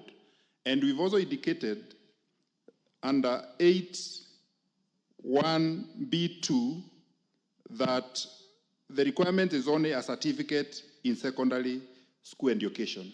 So I'm seeking that for those farmers who are small-scale farmers, they should not be required to have a minimum of 3 years experience, preferably in management in coffee, because these are farmers that we are picking or will be picked directly from actually they are farmers. So there is no need of a management experience. So that is why we are saying, I'm seeking that we exclude that category. You delete 8(1)(c). Is that what you're saying? Not deleting, we exclude. Others can have those management skills. But for the farmers that are, for the category E and F, they be excluded. So that will not apply to the farmers who are just, who are actually being appointed by other farmers to represent them. There's no point of having them, requiring them to have those management skills. Yes, Honorable Osoro. Chair. Yes. All the other appointments because most of their appointments that require a degree from a recognized University of Kenya, and that is A to G, Honorable Speaker. And there are appointments that require, and I think that if I'm getting Honorable Gishimo very well, that require a certificate in secondary education. Looking at the small-scale farmers, or these farmers back in the villages, you will agree with me that not all of them have got such qualifications. Then that ideally means they'll have to either appoint their sons or daughters or something to, yet they have no history of what coffee is. And I think it's indeed true that we agree with Honorable Gishimo that be delinked from them, so that we have a representative, because already the leader, one who is on top is a degree holder. You then do not need to have a person of a secondary qualification. There's a person leading. So I think it's important that we also consider the farmers back in the villages, Honorable Speaker. Yes. Yes, Oundo. Yeah, I had an amendment, and my amendment, Honorable Chair, was informed on the fact that numerous researches that have been conducted have indicated that one of the impediments to the advancement of agriculture is low level of educational qualification of the participants in the sector. But I have been persuaded by Honorable Gishimo, because that's where the rubber meets the road, and 2027 is not too far, I dropped my amendments on clause 8.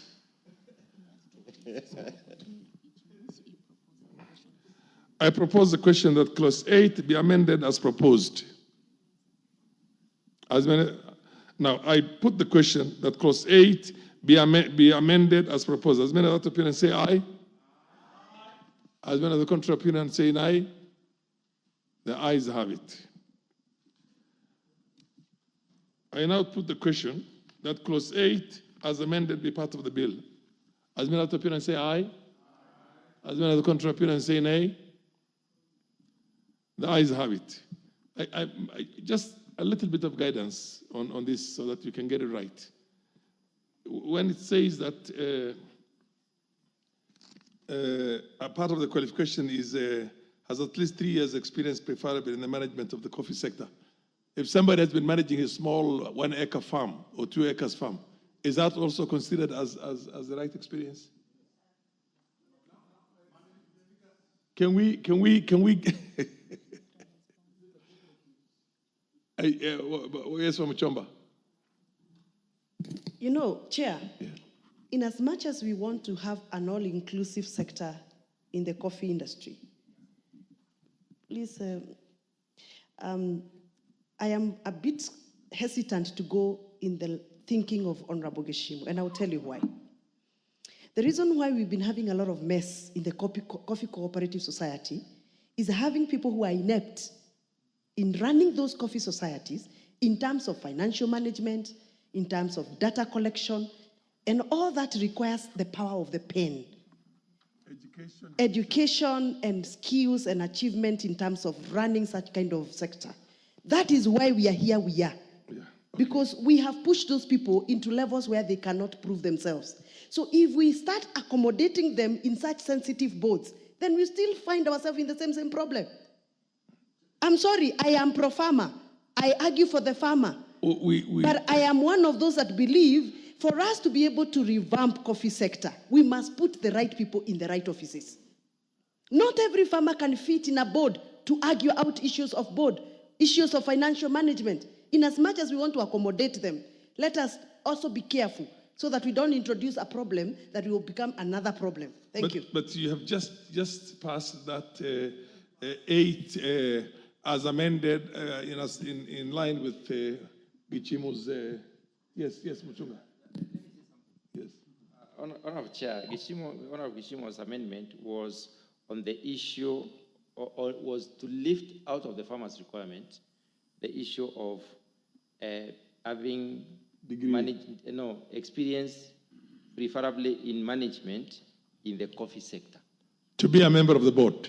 To be a member of the board. And Chomba is saying that primarily because of that. Should have a minimum of secondary school education. That one is adopted. Somebody with secondary school education and has been practicing farming must be able to articulate issues on farming and can also competently, discuss matters in the board. Okay. But then they must not have, this can be exclusive, this can be discriminatory to have them, to indicate that they must have management, experience management for at least 3 years. Yes, Osoro.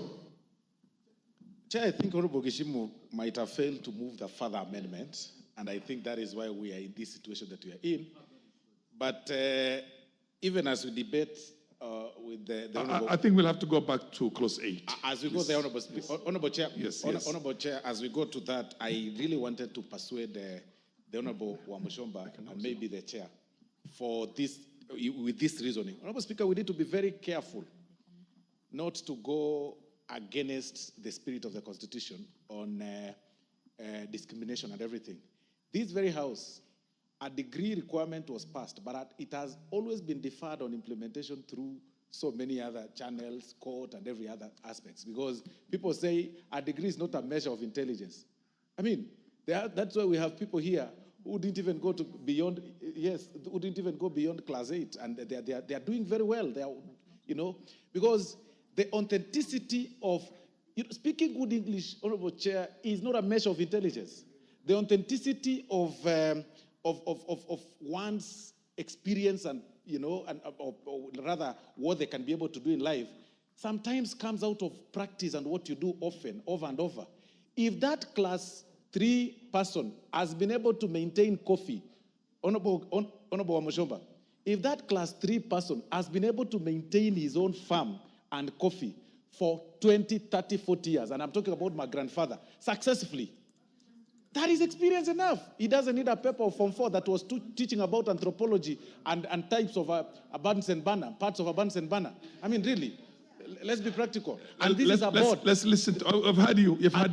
Let me finish, Chair. And this is a board. Yeah. A board will be a hybrid. There is a degree person. There is also a person who didn't go to school, and that is okay.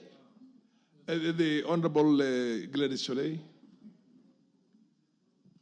Yeah. Thank you, Honorable Chairperson. I think I've just been following the discussions by my colleagues in relation to the qualifications of the people serving on these cooperative boards. But I think it has nothing to do with education at all. It has something to do with honesty. Integrity. Some integrity. Someone is corrupt because they have a personality defect. It has nothing to do with their education. And if you look at the most successful cooperatives, from the time of my grandfather, Keyo Cooperative House, they were not educated. It was well managed. They bought buildings. They invested. Today, their own grandchildren, great-grandchildren cannot do the same thing. Yes, and it was not because they were educated. So, and I think also, remember we already have structures. Because of devolution, we are in a better place. In every, I think most counties have been encouraged to have a cooperative officer in every ward. And I know that Elgeyo Marakwet County has done that. That's one of the counties you can say has done that. So if they have those cooperative officers, and then they also have the CEC cooperatives at the county, and then they also have the commissioner cooperatives for the county who reports to the Ministry of Cooperatives here in Nairobi, those are the ones who are supposed to be supervising and interrogating the books. And that's why I said the corruption is with the cooperative officers. The corruption is with the commissioners of cooperatives who are domiciled under the ministry. They are the ones who allow the books to be crooked. They are the ones who allow the wrong officials to hold office and so on. So it's not about the qualification. It's the guidelines what we shall give. And I know that immediately after this act passes and becomes an act of parliament, we'll be able to develop regulations and guidelines of how this can be monitored to ensure that these problems don't have. That they have a very good database of shareholders. And now, with the technology that we have, they can actually register them biometrically, like IEBC does. They can borrow IEBC equipment, they register them, and then they are able to have a confirmed list of shareholders. When it is voting, they can vote through the same system, and therefore it's nothing to do with education. There are two bills, honorable members. There are two bills that are going concurrently. We just disposed of, I think, we have not taken the cooperative bill yet. This is the coffee bill, and this is the coffee board. This is the coffee board. Yes, yes. It's not about the cooperatives. No. Yes. Yeah. I'll give you, Omochamba, I'll give you all the time. This thing is so dear to my heart that I will not move on this until we have really been educated on this. Now, can I see here you Gichumu and then Omochamba? Chair. And then Meli. Chair, let us members get this right. I'm not seeking to amend to remove the requirement of a Form 4 certificate for a board member. That one, there was an amendment by Honorable Undo, which was seeking to seek post Form 4, which he has already accepted to drop. So that is retained. What I was seeking is for these members of the board not to have a requirement of a management in a coffee sector, because it is to me, that would require that you have already gone employed in a coffee sector and earned that experience. That is what I was seeking to remove. And Honorable Chair, with your concurrence, this matter is functas official, because you've already done. I agree with you. I've taken this liberty myself to allow this ventilating, but of course then I'll give a ruling on exactly how we continue. You can only change this in the recommittal, but it's fair that we listen to every member because of the sensitivity and basically the strategic location of coffee farming in this country. Yes, Omochomba, and then you come back to Mary. Thank you. Allow me now to speak as a farmer. Yeah. As I argue out this space. We are speaking about a member who is going to be part of Coffee Board of Kenya. What is the function of Coffee Board of Kenya?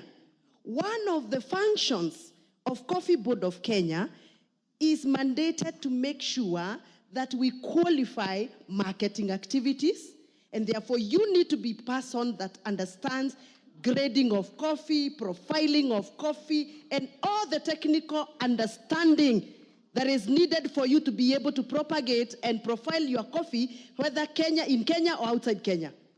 What kind of a person do you think can sit in that board and effectively represent the interest of farmers? We are not talking about the chairman of a cooperative society. We are speaking about a board member of a national body called Coffee Board of Kenya. So we need people who can be able to ably represent our quality coffee. Thank you very much. So I beseech everybody who is debating this matter to consider and reconsider that the people we are entrusting with Coffee Board of Kenya are not just jokers. They are people who understand what you're talking about. Okay. I think Honorable Mushamba is well said. It is well said. And in fact, Chair, even the deliberations, even to understand board minutes, even to go into international meetings and forums on coffee, we need people who have actually understand. So I think Honorable Mushamba just put it very clear. Thank you, Chair. I agree with Honorable Muchomba because coffee is not sold in the village. Coffee is marketed nationally and internationally. Chair, we need somebody who is well acquainted to all the laws and every other statutory law that allows the marketing of coffee. Thank you, Chair. Finally, Meli, and then we proceed on. Unless Mutunga was... You have spoken. Now, it is as... Yes, Mutunga. Honorable Chair, I think this particular clause is bringing in a lot of issues. If we look at the original bill, the original version of the bill is very, very clear. This amendment, let's look at the amendment versus the original version of the bill, because the amendment seems to be knocking out 8B. And it therefore seems to be doing away with on those two provisions. I'm of the opinion that we stick to the original bill. On that particular issue. Because what the Honorable Gishimo should do is bring in further amendment to only stick to the 8C. That is exclude 8C to 7E and F. That's what you should be saying. You know, Unless it brings the further problem, amendment. the problem and the dilemma I have right now Yes. is this business of trying to rush business in the House. No, hang on a minute. Because ideally, if you have to go strictly by the rules, you can only amend this back and go back to the original bill through the committal. But because there is a scanty understanding and we have gotten educated on it, I'm tempted to go back to clause 8. Yes. Yes. I want to put the question and all the proposals afresh because ask him for a bit of some clarity, particularly on C of the original bill, the 8C, that has at least 3 years experience, preferably in management in the coffee sector. We then need to ask ourselves here. We all agree that where we've come from, currently as presently constituted, most of these people who are elected in the villages or in the local society groups are the only ones with experience, those ones. Then, as it were, there were now the educational qualifications and everything. They're the only ones now who are leading the cooperative societies back in the villages. If I am not elected, I didn't manage to get elected. The person who was elected does not have educational qualification, minimum educational qualification. Where will this farmer in the village get the 3 years experience from? Particularly 3 years experience in terms of management, because he is never, and that Honorable Chair, you posed a very important question. How then do we authenticate the management? Do we again go to the farmer's farm and say, I have been able to manage my farm, I then have 3 years experience? If Chair is able to convince me on this particular, because the secondary education is quite convincible.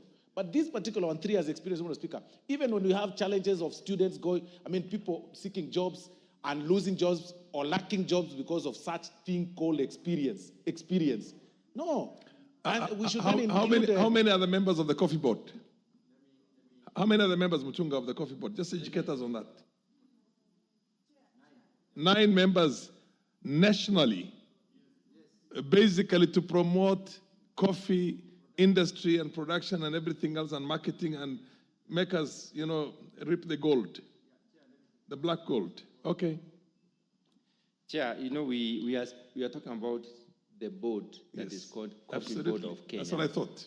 This is the Coffee Board of Kenya. Yes. So it has absolutely nothing to do with what happens at the village. Absolutely. But let me be very, very, very basic. Assume I have not gone to school. I've gone to school up to Form 4. And I have a very successful coffee farm. Do I have experience? Chair, let's look at this particular provision. Order, Honorable Osoro. Let's look at this provision. Order. As at least 3 years experience, preferably in management in the coffee sector. Coffee sector has from coffee seedlings, coffee planting, pulping, management of the selling and so on. It has got a lot. If you have experience in farming, in production of coffee, that's what you bring to the board. So I think we leave it at that. Gishimo, yes. If you convince me. Yes. If I'm convinced. Osoro, Honorable Osoro, order, Honorable Osoro. If I'm convinced. Take your seat. No, okay, you can go and sit to the Honorable Mary, but don't make any loud pronouncements. Chair, I wouldn't have a problem. Yes. If the experience that is being sought under the 8C includes farming, I would have no problem with that. But you see, now we have not said what is management in coffee sector. Someone may say that it is management. Honorable Osoro. That needs to be qualified. Yes, what's the point of order, Honorable Mary? Chair, as a matter of procedure, yes, I think this House needs to, when we are actually going through these bills, yes, we must know which clause we are discussing, and at whatever level. Honorable Kishimo, yes, is giving us a very good idea. But when you look at all this, he is supposed to bring a further amendment, which he has not done so. He has not done so. And in effect, I support what you are saying, but you first of all need to bring a further amendment so to make procedure. so that we don't become a talk shop. Order, honorable members. Indeed, yes, Honorable Gishimo, you're supposed to bring a further amendment, and if I remember the rules the way they were in the early days, in writing. Am I right? Or you propose it on the floor? Yeah? Which is? Yes, the Funyula MP. Gishimo, give a moment. Yes. Chair. Yes. I think we have ventilated this matter for fairly too long. Yes. And we seem to be like just going around circles. And as Honorable Gishimo had said, we already defined as official in respect of that clause. Why can't we engage sideways and recommit that particular clause? We go apply our mind over the weekend. When we come back on Tuesday, allowing the procedures allowing, we recommit. Because I was persuaded by him to drop my amendment. But I truly believe an effective board requires some level of education, some level of experience for it to be effective. But if you really want I think to on the overall, the manner in which we transacted this particular clause was a little bit not normal. We rushed it, and I must take certain blame for it also myself. Because here we are now, I think there's, how many members do we have here? And the majority of you are in favor of something different from what the honorable member is proposing. Order. Now, both ways are acceptable. But then let's listen to the chair and Omachomba one last time. I still want to support the chairman's position. Okay. And allow me to speak politics now of coffee. Yes. If we leave this opportunity of nominating somebody into the Coffee Board of Kenya without any of those qualifications that we are asking for, we are just going to open up this position for any politician to be appointed. We are going to make it just any other appointment, and we'll have people who are coming from another sector being appointed politically into that position. So how do we make sure that we safeguard this position to people who have some experience in coffee management? And please remember, we are discussing Coffee Board of Kenya, a national come back body. to the chairman, Honorable Mabona, yes. Thank you, Chair. Chair, there is no coffee grown in Suba North. But I think Honorable Wunda has actually suggested a better way forward. Otherwise, we'll be talking here forever. This clause can be recommitted. So instead of debating and everybody, if I'm listening to everybody, they seem to be agreeing. I think, Honorable... Yeah, so can it just be recommitted? Honorable Mabona, I think we basically rushed through this thing, and I take part of the blame myself. Because, I mean, the way it was, and Osoro wants us to just say aye, and pass everything. I don't want to live with my conscience to see something that was not properly, exhaustively discussed and debated on and agreed on. So I basically would want to listen to the chairman again. We're getting more educated on all these things, which is not in vain. It's not in vain. Yeah. I would like... This is a debating house. Yes. This is a house of talking. You get paid for talking. Yes. So nobody should have a problem in us taking a long time talking. Proceed. Chair, I would like to pick from what Honorable Mchomba said. Chair, there are very many coffee farmers who are not actually farmers. They have never managed a coffee farm. They have never managed processing or anything. Let us take the literal meaning of management. And I have the literal meaning of management, and I would like to read it. Chair, management can be defined as the process of getting the work done or tasks done that is required for achieving the goals of an organization in an efficient and effective manner. If you have been running your farm in a very efficient and effective manner, producing coffee progressively, like a farmer I know, who is producing 30 kilos from a tree, Chair, I think you have experience in management. So we don't want anybody who has a coffee farm to vie for a position in the Coffee Board of Kenya. We want somebody who has experience in managing coffee at one point at one of the segments of the value chain. So all the way to the international markets. Because there will be experts in the others, among the others who are appointed to the board. If we have somebody who is clear on production of coffee, that is somebody who has management experience in production of coffee. And that is why we are saying the two farmer representatives be captured as such. Yes, Honorable Gishimo. Chair, I would have no problem. That was my concern.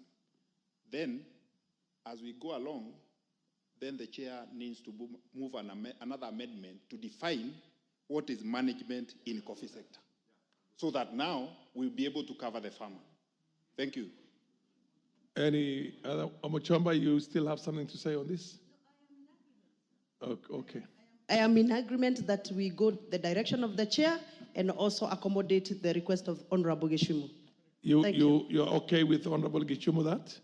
No, so what do I do now? Because the amendment has not, I don't have that amendment to accommodate what you want.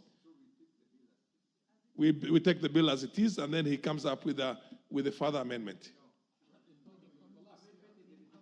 Unless the recommittal, yes. Yes.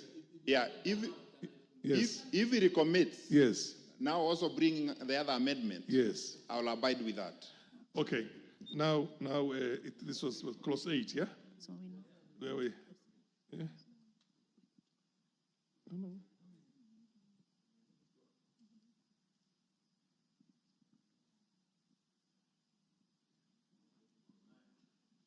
Clause 9.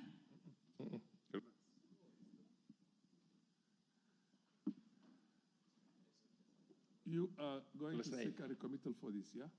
Yeah, I'll have to bring a recommittal for clause 8. You're going to seek a recommittal for clause 8 and also accommodate what you call the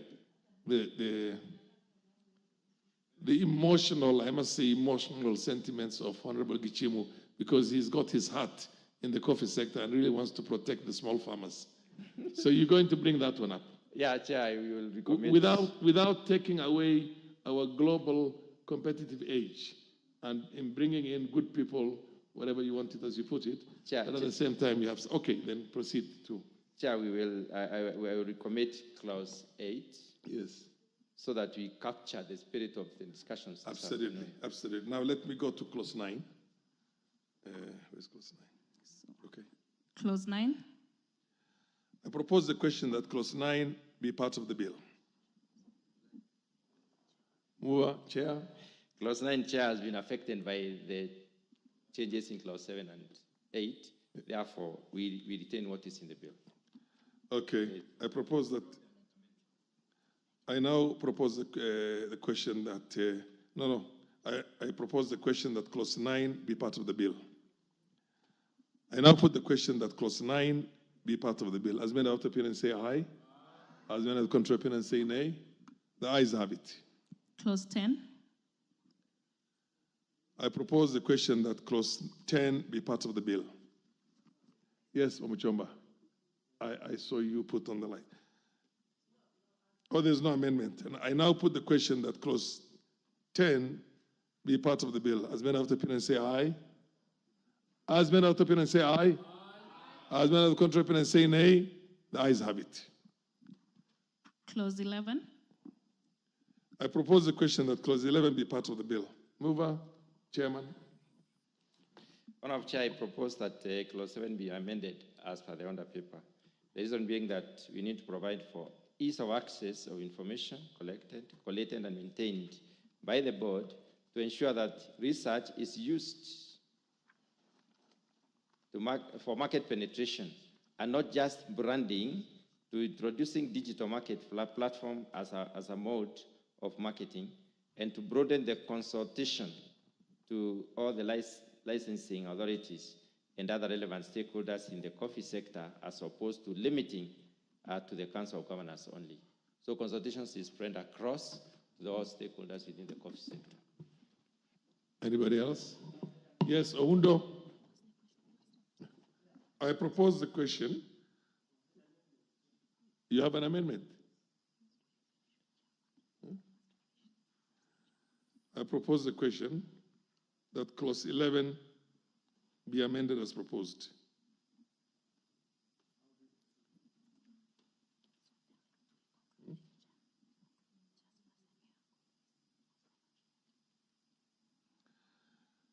The chair, the amendments of the chair do not conflict with yours in any way. So let's first of all dispose of the one of the chair. I propose the question that clause 11 be amended. I now move. I now put the. I propose the question clause 11 be amended as proposed. If there's nobody on that, I put the question that clause 11 be amended as proposed. As many of the opinion say aye. As many of the contrary opinion say nay. The ayes have it. Yes, Ondo, go to your.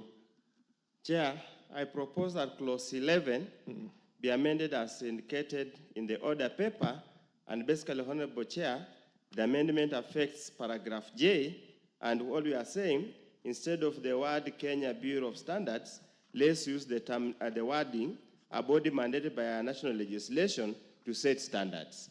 Because we are not going to have probably Kenya Bureau of Standards in eternity, and the standards architecture is changing, there could be other players. So we are just legislating for prosperity. Posterity, so to speak, posterity. Posterity. Honorable Mutunga. Honorable Chair, I don't have objection to that proposed amendment, only that Kenya Bureau of Standards is a legal entity, is a body corporate, recognized by the laws of Kenya. Why we should not quote it, I think the honorable member needs to convince us. Ondo, why do you think standards cannot be controlled by Kenya Bureau of Standards? Or what is the other bodies that you feel? There is no other body, but there is already, Chair, probably Dr. Mutunga needs to understand the standard architecture a little bit. There is the Kenya Bureau of Standards, there's Kenya National Accreditation Services, and there are other accreditation laboratories. And then, Honorable Speaker, ideally, anybody else can develop a standard and get it registered and approved, either by KEBS or even KIPI or any other standards architecture. That's why we want it to open up, to be elaborate, because there are going to be changes. Even you look, Chair, look at the business laws amendment. There is some amendments to the Standards Act. Actually, Honorable Chair, KEBS is established pursuant to a provision of the Standards Act. Actually, the important legislation, the overriding legislation is actually the Standards Act. It's the Standards Act. That's why we are saying national legislation mandated to set standards. But it's upon for the members to decide. Omuchomba. Chairman, coffee is produced locally but heavily consumed internationally. The standards that we may set here may only favor domestic market. We may need to accommodate standards that are set to accommodate us in international markets. Issues of Europe gap and many other standards that are required internationally. And therefore, I support Honorable Oudo's amendment or proposed amendment. Anybody else who would want to weigh in on this? Melly? Chair, I want to... the position for... Yes, I support the chair because this bill is not locking out the standards that Honorable... It is, in a sense, locking out. It is not locking out in the sense that it is in collaboration. It is actually allowing other standards, but the body that has set standards and which is actually, which are stand out in the country is the Kenya Bureau of Standards. It is not saying you cannot bring any other international standards into play. So in effect, the chair's position is not locking out any other body to come in. So I want to support that. Honorable Melly, if you read very well, it says develop and enforce the coffee industry standards and industry code of practice in collaboration, yes, with the Kenya Bureau of Standards.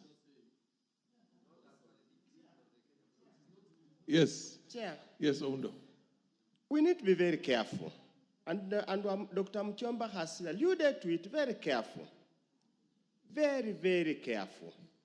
The WTO is explicitly clear where KEBS sit, where Kenya sit, and where international standards bodies sit. We will be safer off because then it will be easy for us to get any other, because we are going to export this coffee. We are going to export this coffee, and will be subject to standards in other countries. So if we rely on CAPE standards, and it fails standards outside the country, what recourse do we have? Mutunga, before you talk on that, would it be even better for you? Because I know there are certain EU standards for the beef that lives this country, for the fish that goes out of this country, for a lot of things. They insist on their own standards. And in effect, I would not see why they would not insist also on the coffee industry. Would you want to do a consultation with your own technocrats? No, okay, I would proceed. like to say something. Proceed. I would like to refer the House to provision number M. I think it is function number M. Function M number of which M. one? M.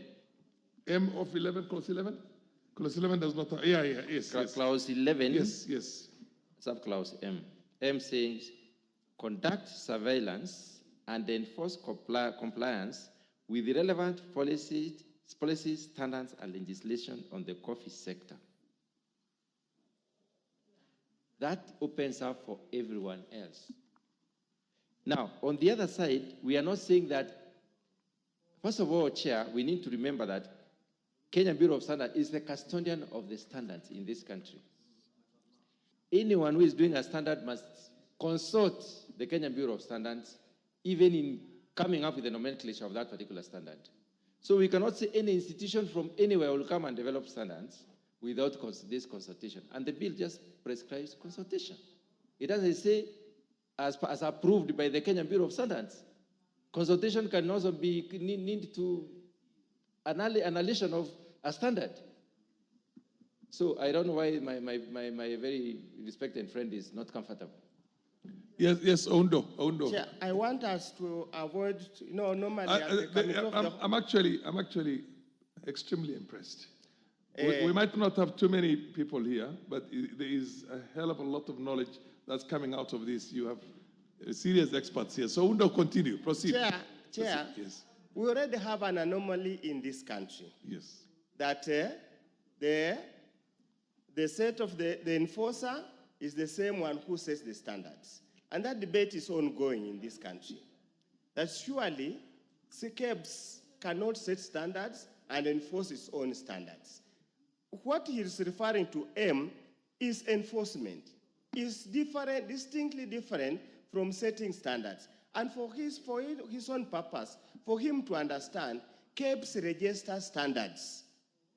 Many other scientists, many other players in the industry develop standards. They go through a standardization process. CAPES, many times, simply registers those standards. Honorable Speaker, let me ask you, public health sets standards, and without reference to CAPES. Does surveillance without reference to CAPES? CAFIS sets standards. Proceed, Ondo. The medical field. You get your moment here. The medical field has standards which are not reference to CAFIS, to CAPES. Honorable Speaker, universities set standards. The Ministry of Education sets standards for a degree program or not. The coffee industry is not about the coffee cherry. It's even the standards ISO are not accredited by CAPES. What are we talking about, Chair? Why are we simply refusing to see the obvious? I rest my case. Omuchomba, I love it. Proceed, Omuchomba. In the coffee sector, Chair, we have what we call Q grading system. Yes. This is a strictly grading system that allows most of our small-scale farmers in this country to sell coffee that is known as specialty coffee. And that is a world standard. It is not a Kenyan standard. And therefore, if we limit ourselves within Kenyan standard, I think we are going to restrict ourselves and demarket ourselves. So I still support what Honorable Udo is saying. Kenya Bureau of Standard is not the only basic standard that is used in the coffee sector, especially if we are looking at selling our coffee internationally. Order, Honorable Undo, you will have your moment. Honorable Gishimo. Chair, thank you for the opportunity, I concur with Honorable Udo and Honorable Omuchomba. Although the chair's intention is well intended, but now he's restricting coffee to the local market. What if we've signed so many agreements, trade agreements, EU, we signed it the other day. It was ratified by this House. Parliament, yes. We did the Kenya, UK trade agreement, which is active. They might have standards that might not be the standards that have already been set by KEBS. And you know, KEBS, somehow, they develop their own standards and they enforce them. And sometimes they develop standards with interest, and especially for goods that are coming out of the country. So that is where we are saying, let us not limit. Why don't we have it generally to conform with standards without limiting to KEBS? Because someone would argue that my coffee cannot be able to be exported out of the country because the standards required out there in the EU, in the UK, in the US, or wherever, even through AGOA, they have not been met because I've complied with the local standards and I feel that I'm pretty. So I think we should open it to international level, but instead of limiting it to the Kenyan standards. Thank you. The Honorable Honorable Oundo, this is not how you engage in debate in the House. Wamuchomba, did you raise your hand? Okay. Honorable, because I wanted to give one more person a shot at this before I give it to the chairman. Yes, Meli, proceed. Chair, as I hear the intentions of Honorable Undo and the other members, therefore, if this bill is, because Kenya, we sell almost 95% of our coffee in the international market, then therefore it is the local Kenya Bureau of Standards and other set international standards.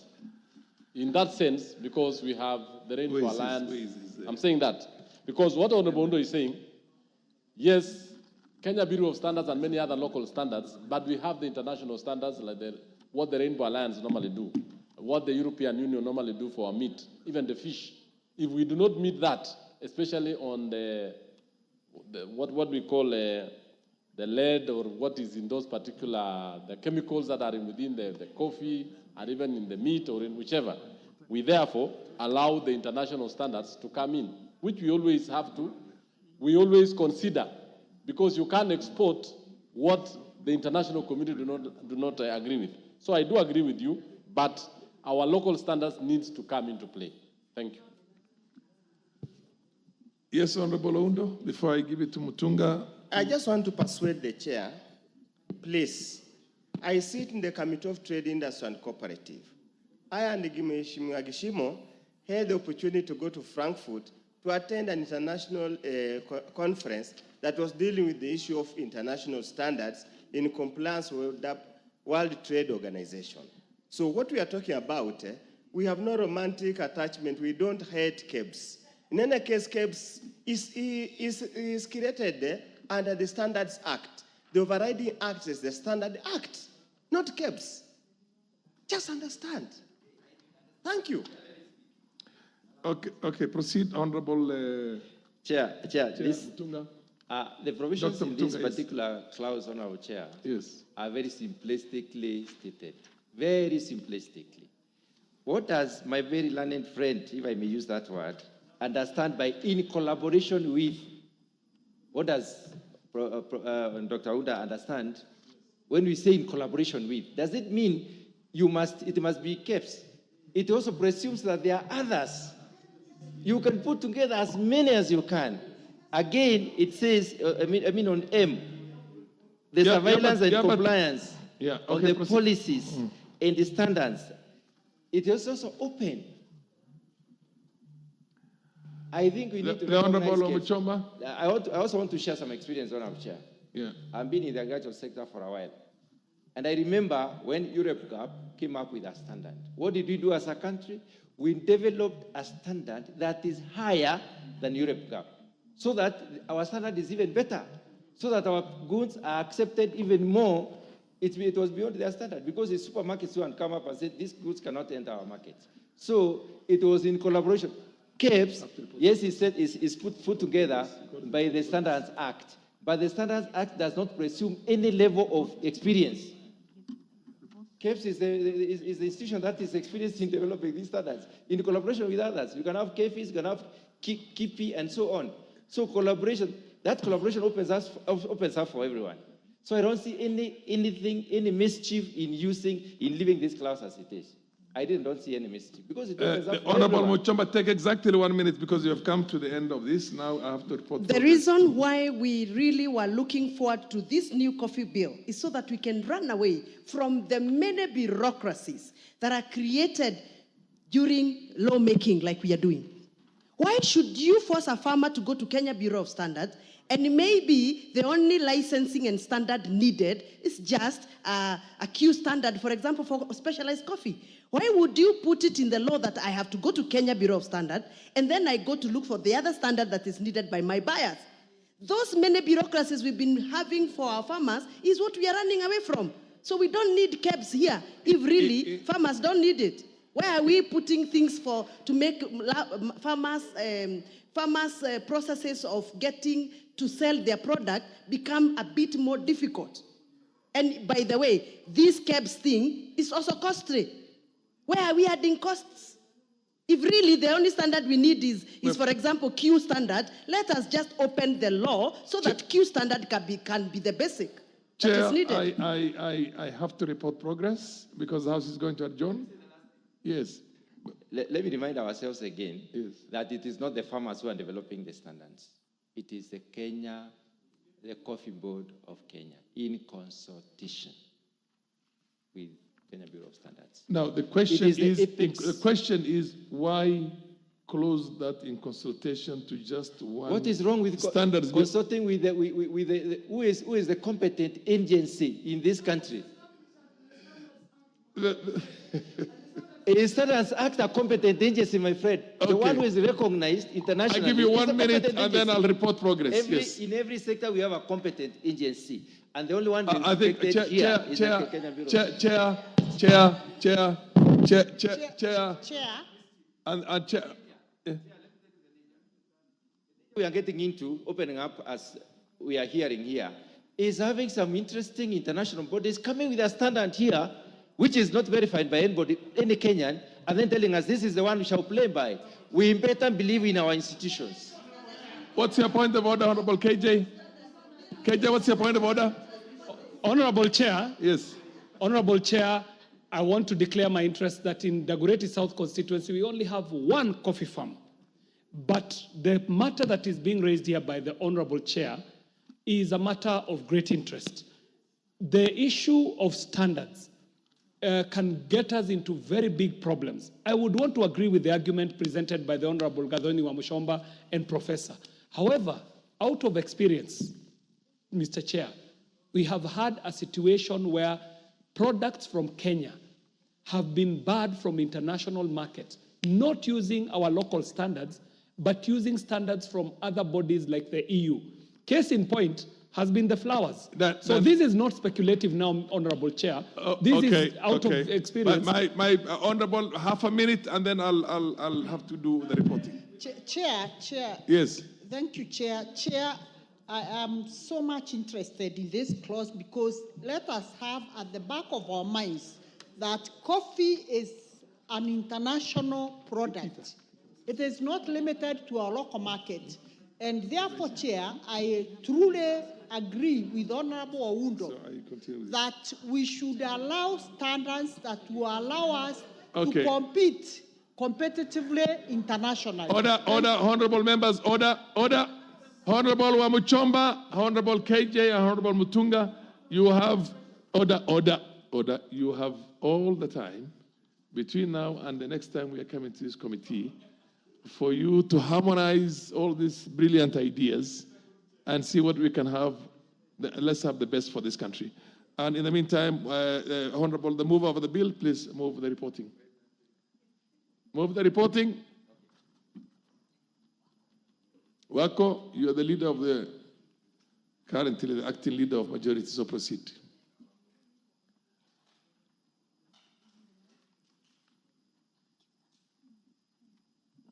Give the mic to the Honorable Wako. Yeah, thank you. Honorable Chairperson, I beg to move that the committee... Proceed. Go to the next one. I don't know whether... Yeah. Honorable Chairperson, I beg to move that the committee do report to the House its consideration of the coffee bill, Senate Bill number 10 of 2023 up to clause 11, and its approval thereof with amendments, and seek leave to sit again. Thank you, Chair. I put the... It's clause 10. Go back again because we have not exhausted clause 11. Change the clause 10, 11 to 10. Okay. Because clause 11 debate is still going to continue. Just do exactly what you went through. Instead of saying clause 11, just say clause 10. Okay.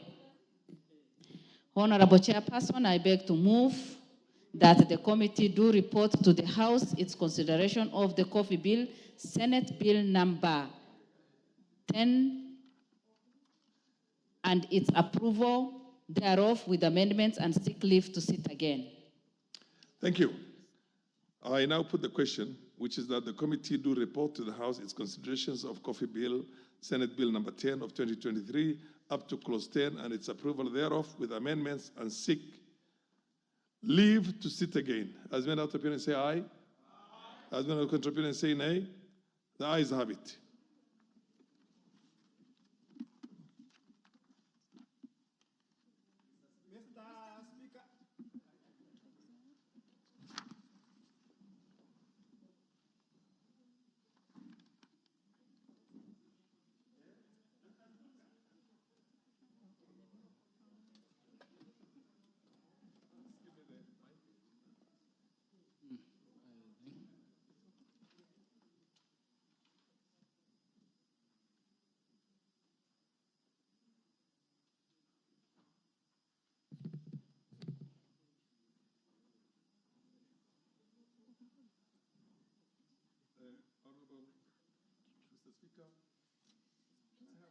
Somebody give me the mic.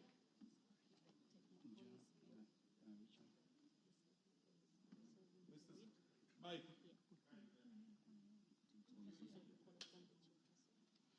Chairperson, to report to the House. This is Honorable Speaker. I beg to report to the Committee of the Whole House that the Committee of the Whole House has considered the Technopolis Bill, National Assembly Bill number 6 of 2024, and its approval thereof with amendments. The mover to move agreement to the report. Honorable Speaker, I beg to move that the House do agree with the committee in the said report, and I hereby call upon the Honorable Millie Mabona Odhiambo to second the motion for agreement with the report of the Committee of the Whole House. I second.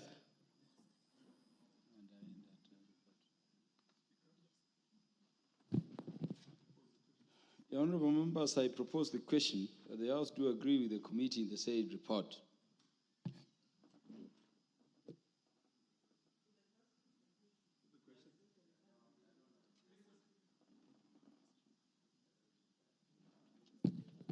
Yeah, for the convenience of the House, the question to this particular bill will be put the next time it will be scheduled to be transacted by the House Business Committee. Next.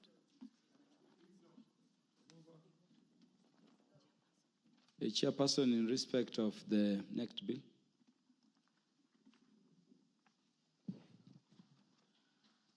Honorable Speaker, I beg to report that the Committee of the Whole House has considered the coffee bill, Senate Bill number 10 of 2023, up to clause 10, and approved the same with amendments, and seek leave to sit again. The mover to move agreement with the report.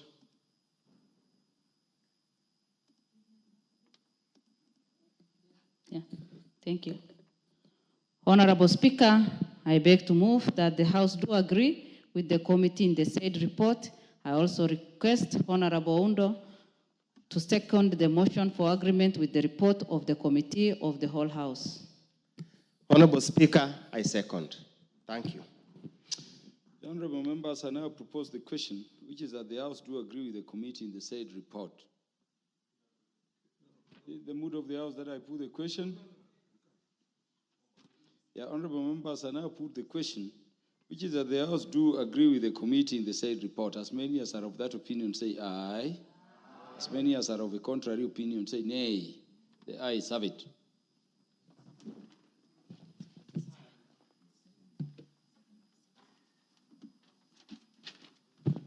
Order, honorable members, be upstanding.